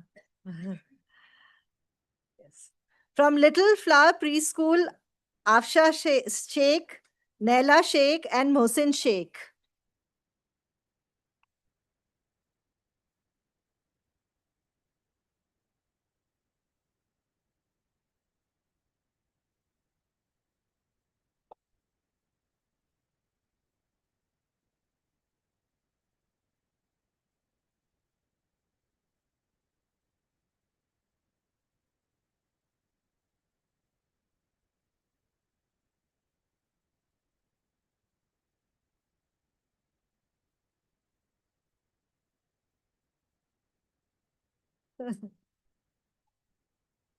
From Galaxy International School, Principal Mrs. Aruna Nilesh Gulanjkar and Miss Arthi Kishan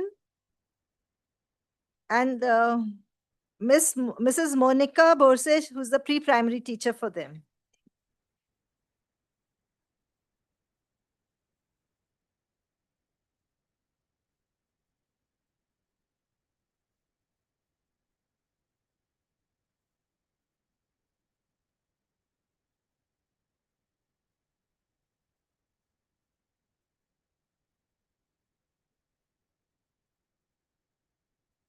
From Lexicon Kids, Kharadi, Principal Miss Priti Malpani, Snehal Khade, and Steffi Joseph.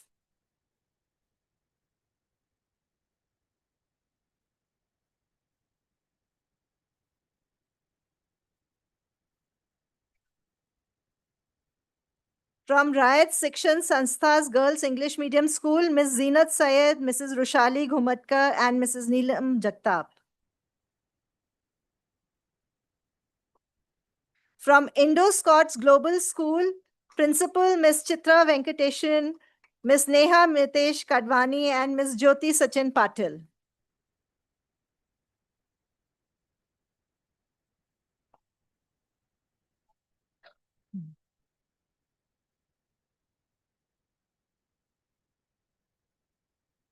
From SB Patil Public School, Dr. Bindu Saini, Miss Chandani Lodaya, and Dr. Rohit Sarkar.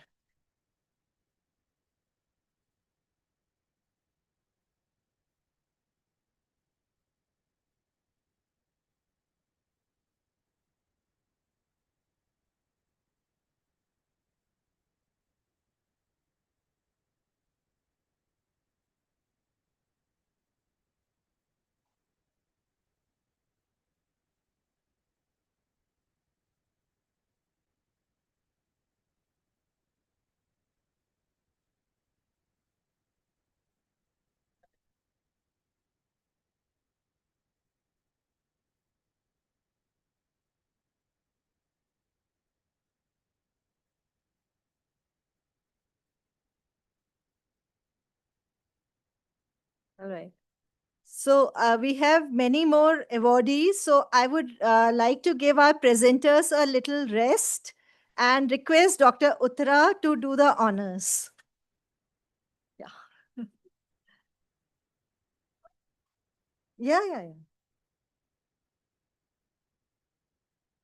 We'll call them in batches. Okay. So from Emotion Life Skill Artwork, Principal Ms. Swati Natikar.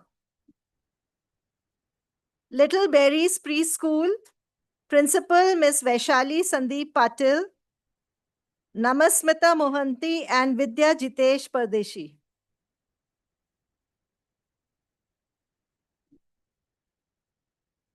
From Kiddies Oxford Wagholi, Principal Ms. Neena Kulkarni, Ms. Priti Shirsagar, and Ms. Janhavi Nalvade. Please clap, clap.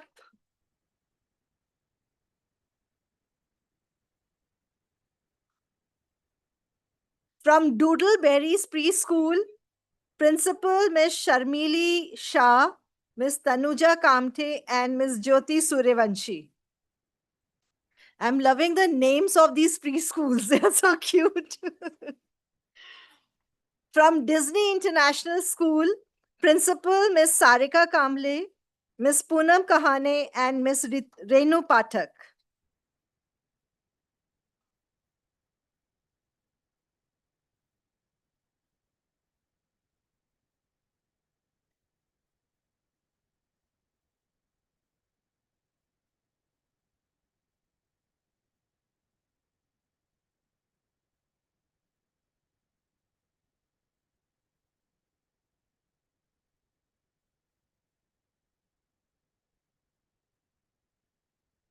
From Vishwa Kalyan English Medium School, Principal Dr. Dipali Shirgave, Snehal Gaurav, and Mr. Deepak Afale.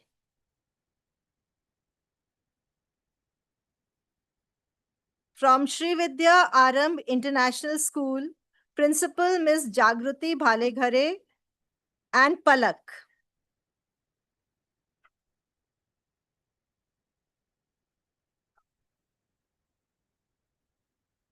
From Little Orchard Early Learning Center, Principal Ms. Shivani Mahajan, Hina Syed, and Manisha Chaudhary.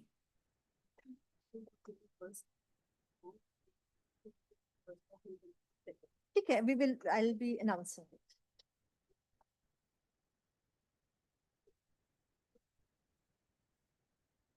Clara Global School, Principal Ms. Lakshmi Chaya Pawar, Apurva Gole, and Preeti.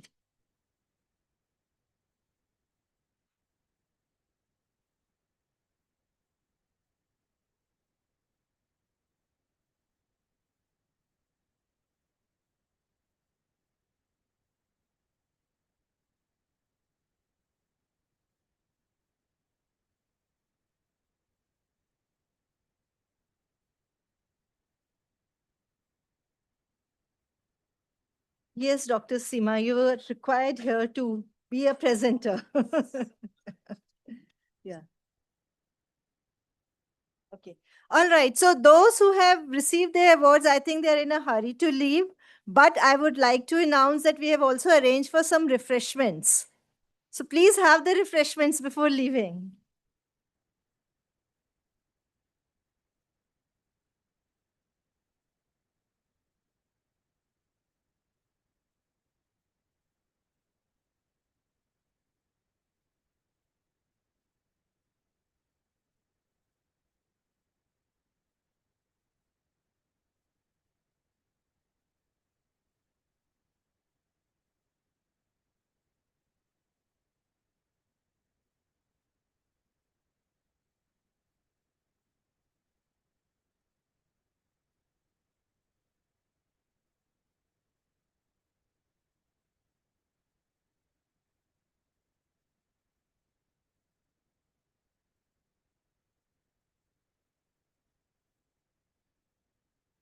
I think I've already announced for Little Orchard Early Learning Center, Shivani Mahajan, Hina Syed, and Manisha Chaudhary. Clara Global School, Lakshmi, the principal, Miss Lakshmi Chaya Pawar. You're here? Little Bird Preschool also. There's so many, I'm a little confused. Okay, so from Beacon High School, we have the principal, Miss Vishakha Gupta, and Miss Sarika Birajdar.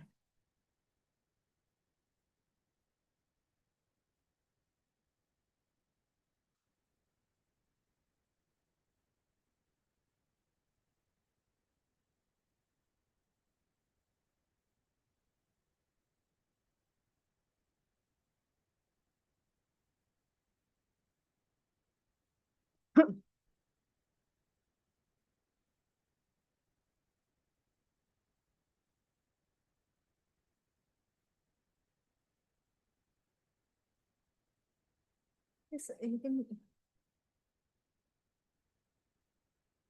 Okay.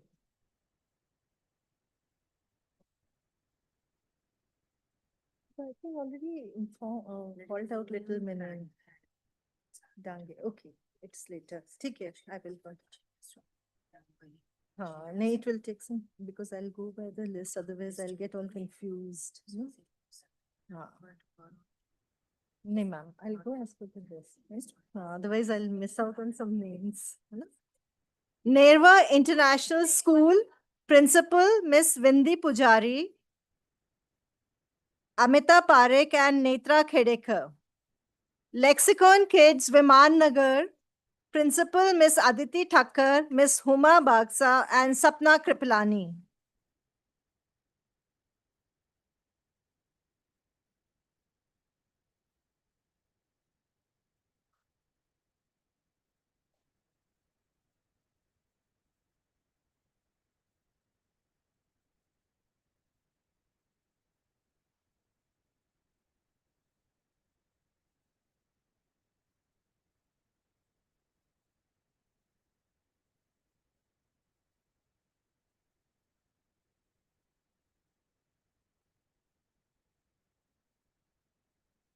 Priyadarshini English Medium School, Principal Miss Akshata Joshi, Miss Vaishnavi Deshmukh and Miss Jyoti Rao.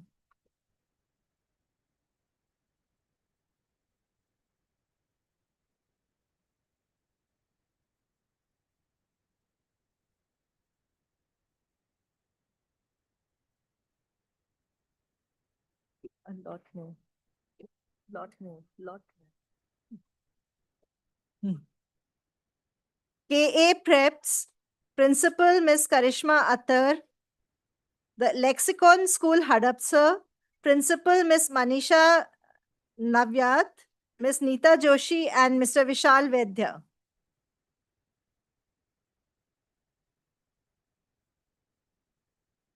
Coco Melon Kids, Principal Dr. Sujata Bulake, Afreen Salim Inamdar and Poonam Pardeshi. Genius Brain School, Principal Miss Shabnam Syed, Preeti Kumar and Ms. Rosemary.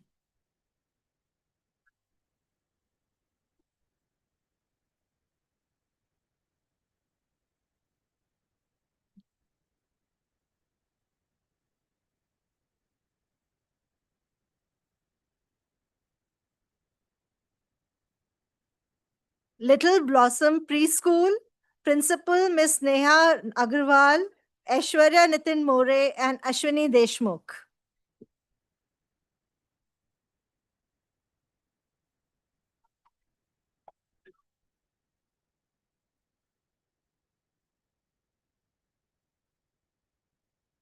Spark a Change Foundation, Principal Mr. Prashant Lopez, Adonis Robert Briganza and Mr. Wasim Sheikh.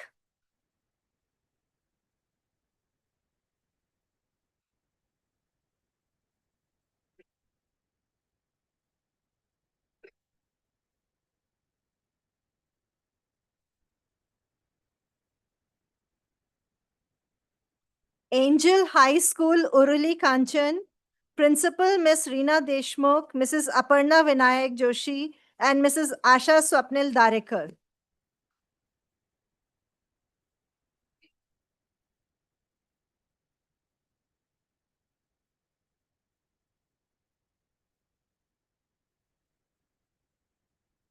My Kalyani International School, Principal Miss Suvarna Pise, MS Nilima, and Rachna Verma. Bouncy Bounce Preschool and Activity Center, Principal Miss Natasha Sharma.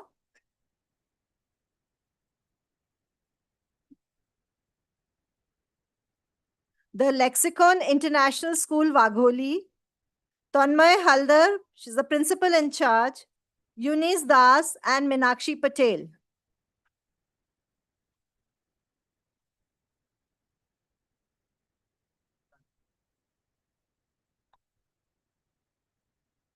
Proxima International School, Principal Miss Malvika Chakravarti, Rashmi Yadav and Sarita Saha.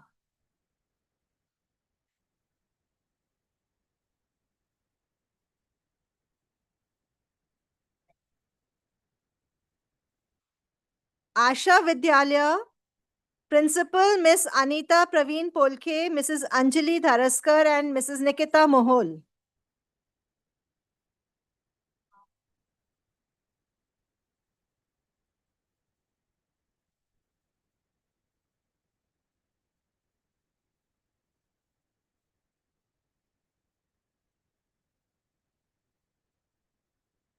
Smile Kids Preschool, Principal Miss Pratiksha Ashok Vaman and Priyanka Shinde. Then again, Smile Kids Preschool Kanhe, Principal Miss Manisha Oval and Kaustubh Jayavant Oval.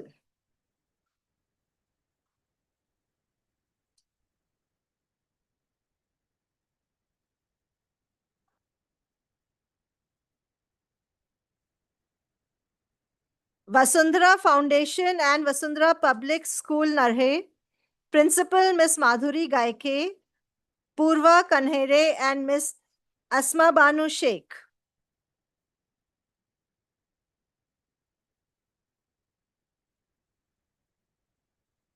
Chaturbhuj Nursery School, Principal Miss Shruti Kotian, Miss Seema Singh Puri and Mr. Amol Pawar.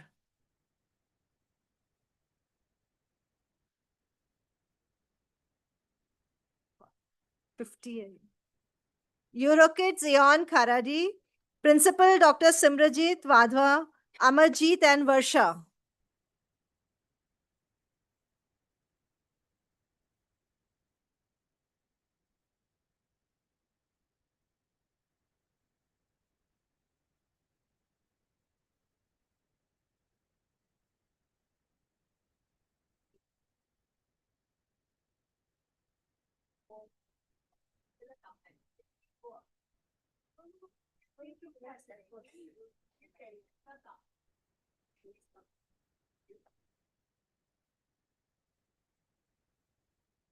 Stuti Daycare and Play School, Principal Anmol Mishra, Jaya Punjabi and Datta Harpale. CATS Preschool, Principal Miss Shraddha Shah Raikar, Miss Medha Karkal and Tanvi Sandhane.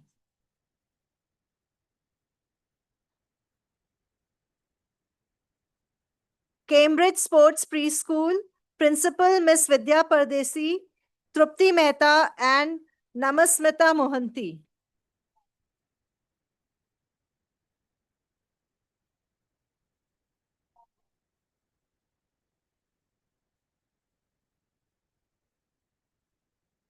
Innovative International School, Principal Miss Reshma Chavan, Abin Shehzad Khan and Reema Salunke. Gyan Niketan Academy, Principal Miss Jayaprada Biswal, Mrs. Priyanka Nikam and Shubham Arun Dorle.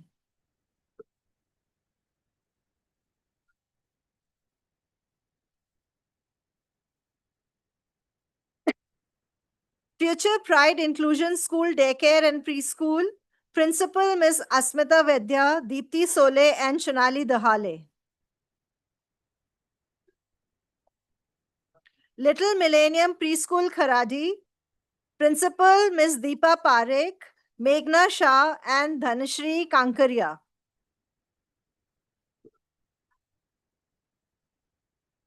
Little Millennium School Kharadi, Principal Miss Sonia Maheshwari, Miss Shweta Kumari and Miss Dipali Tandon.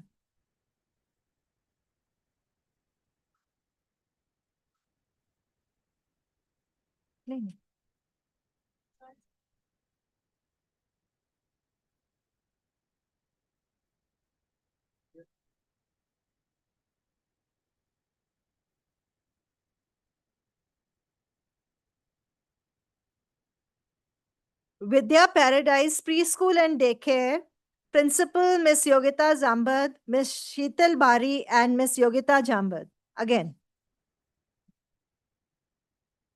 She's the principal also and the nominee for administrative staff also.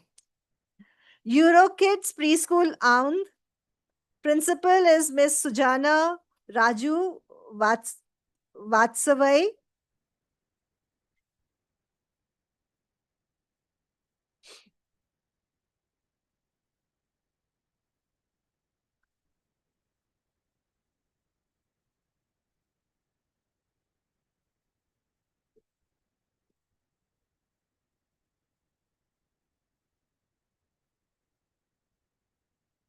G. Gundecha Education Academy, Oshiwara.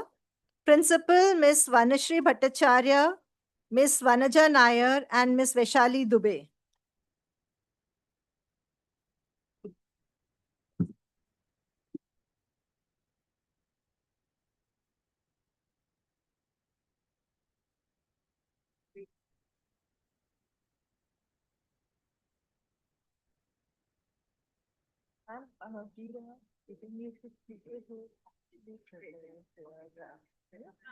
Because so all of it took Thank you so much. Which school are you? Oh, it's last. Okay. Okay.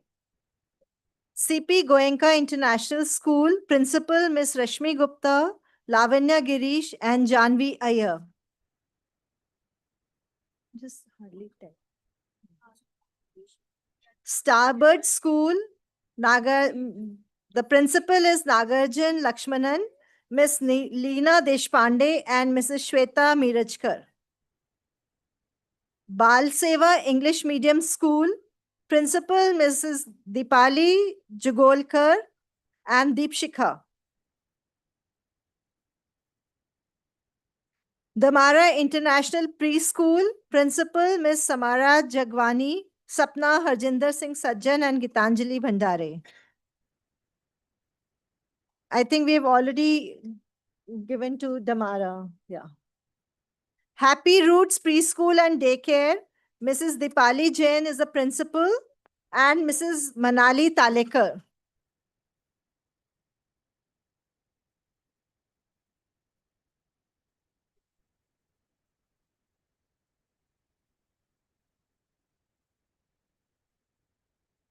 Holy Palace Multipurpose Institute, Principal Ms. Jyotirmay Day, Tyasa Lodh, and Sohardya Day.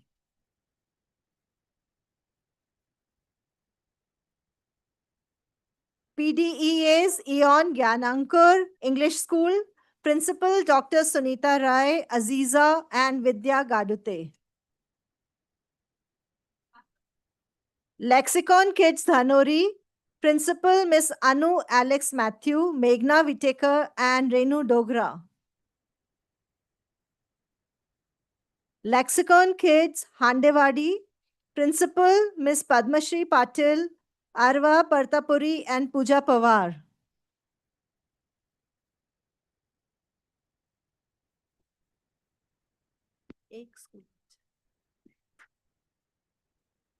One school is there.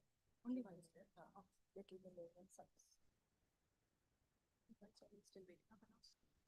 Little Millennium School, Sangola, Preschool, Principal Mrs. Pooja Chetan Patange, and Mr. Yogesh Kamble.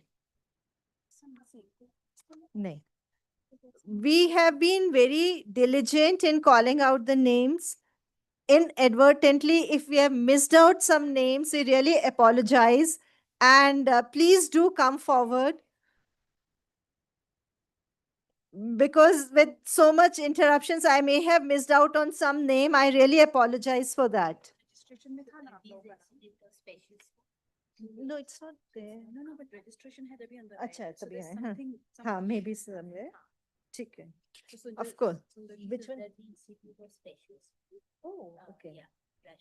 The principal and the teachers, maybe the teachers, and our okay. If you can just repeat, I'll repeat behind you.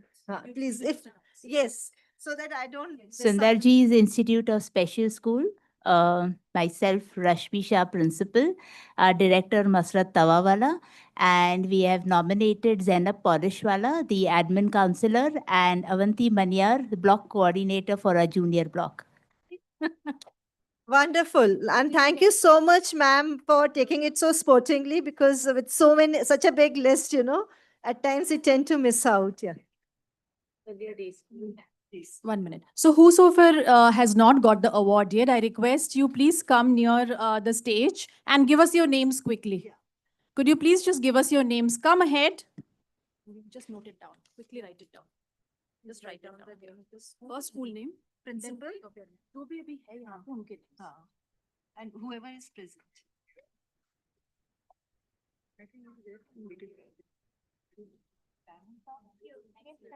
Announce a lot of little millennials.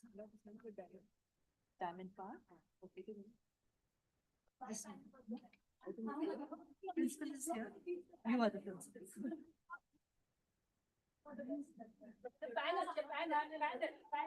Okay. From Vatsalya Preschool and Daycare, the principal, Ms. Deenal Vora, and teachers are Priyanka Kumbhar and Swati Band. You are from Little Millennium? Diamond Park.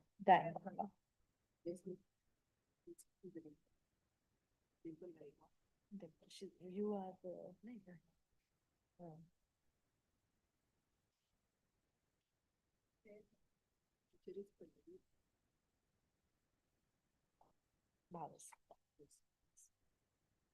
Okay. And then we have Little Millennium Diamond Park, Principal Ms. Dimple Raikwar, Bhavna Deshmukh, and Pallavi Bhavsaha.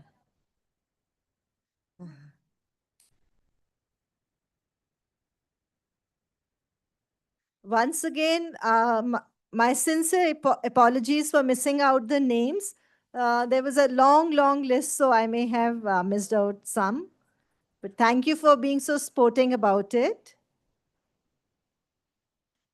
We really admire your contribution to the society. Okay, so with this, we come to an end to the award ceremony. May I request whoever is present here, please come for a group picture so that we can capture this moment for eternity. Please, whoever is present here in the hall, please come forward for a group photograph. Sir, a group photograph.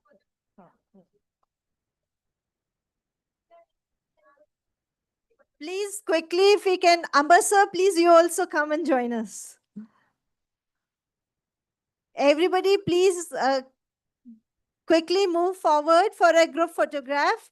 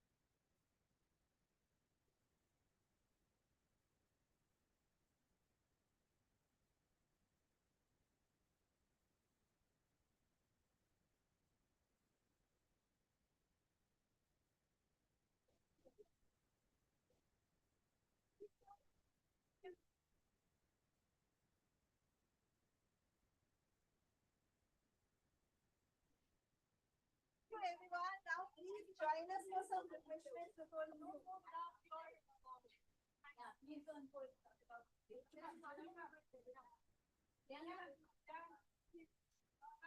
ये doctor सीमा का है doctor सीमा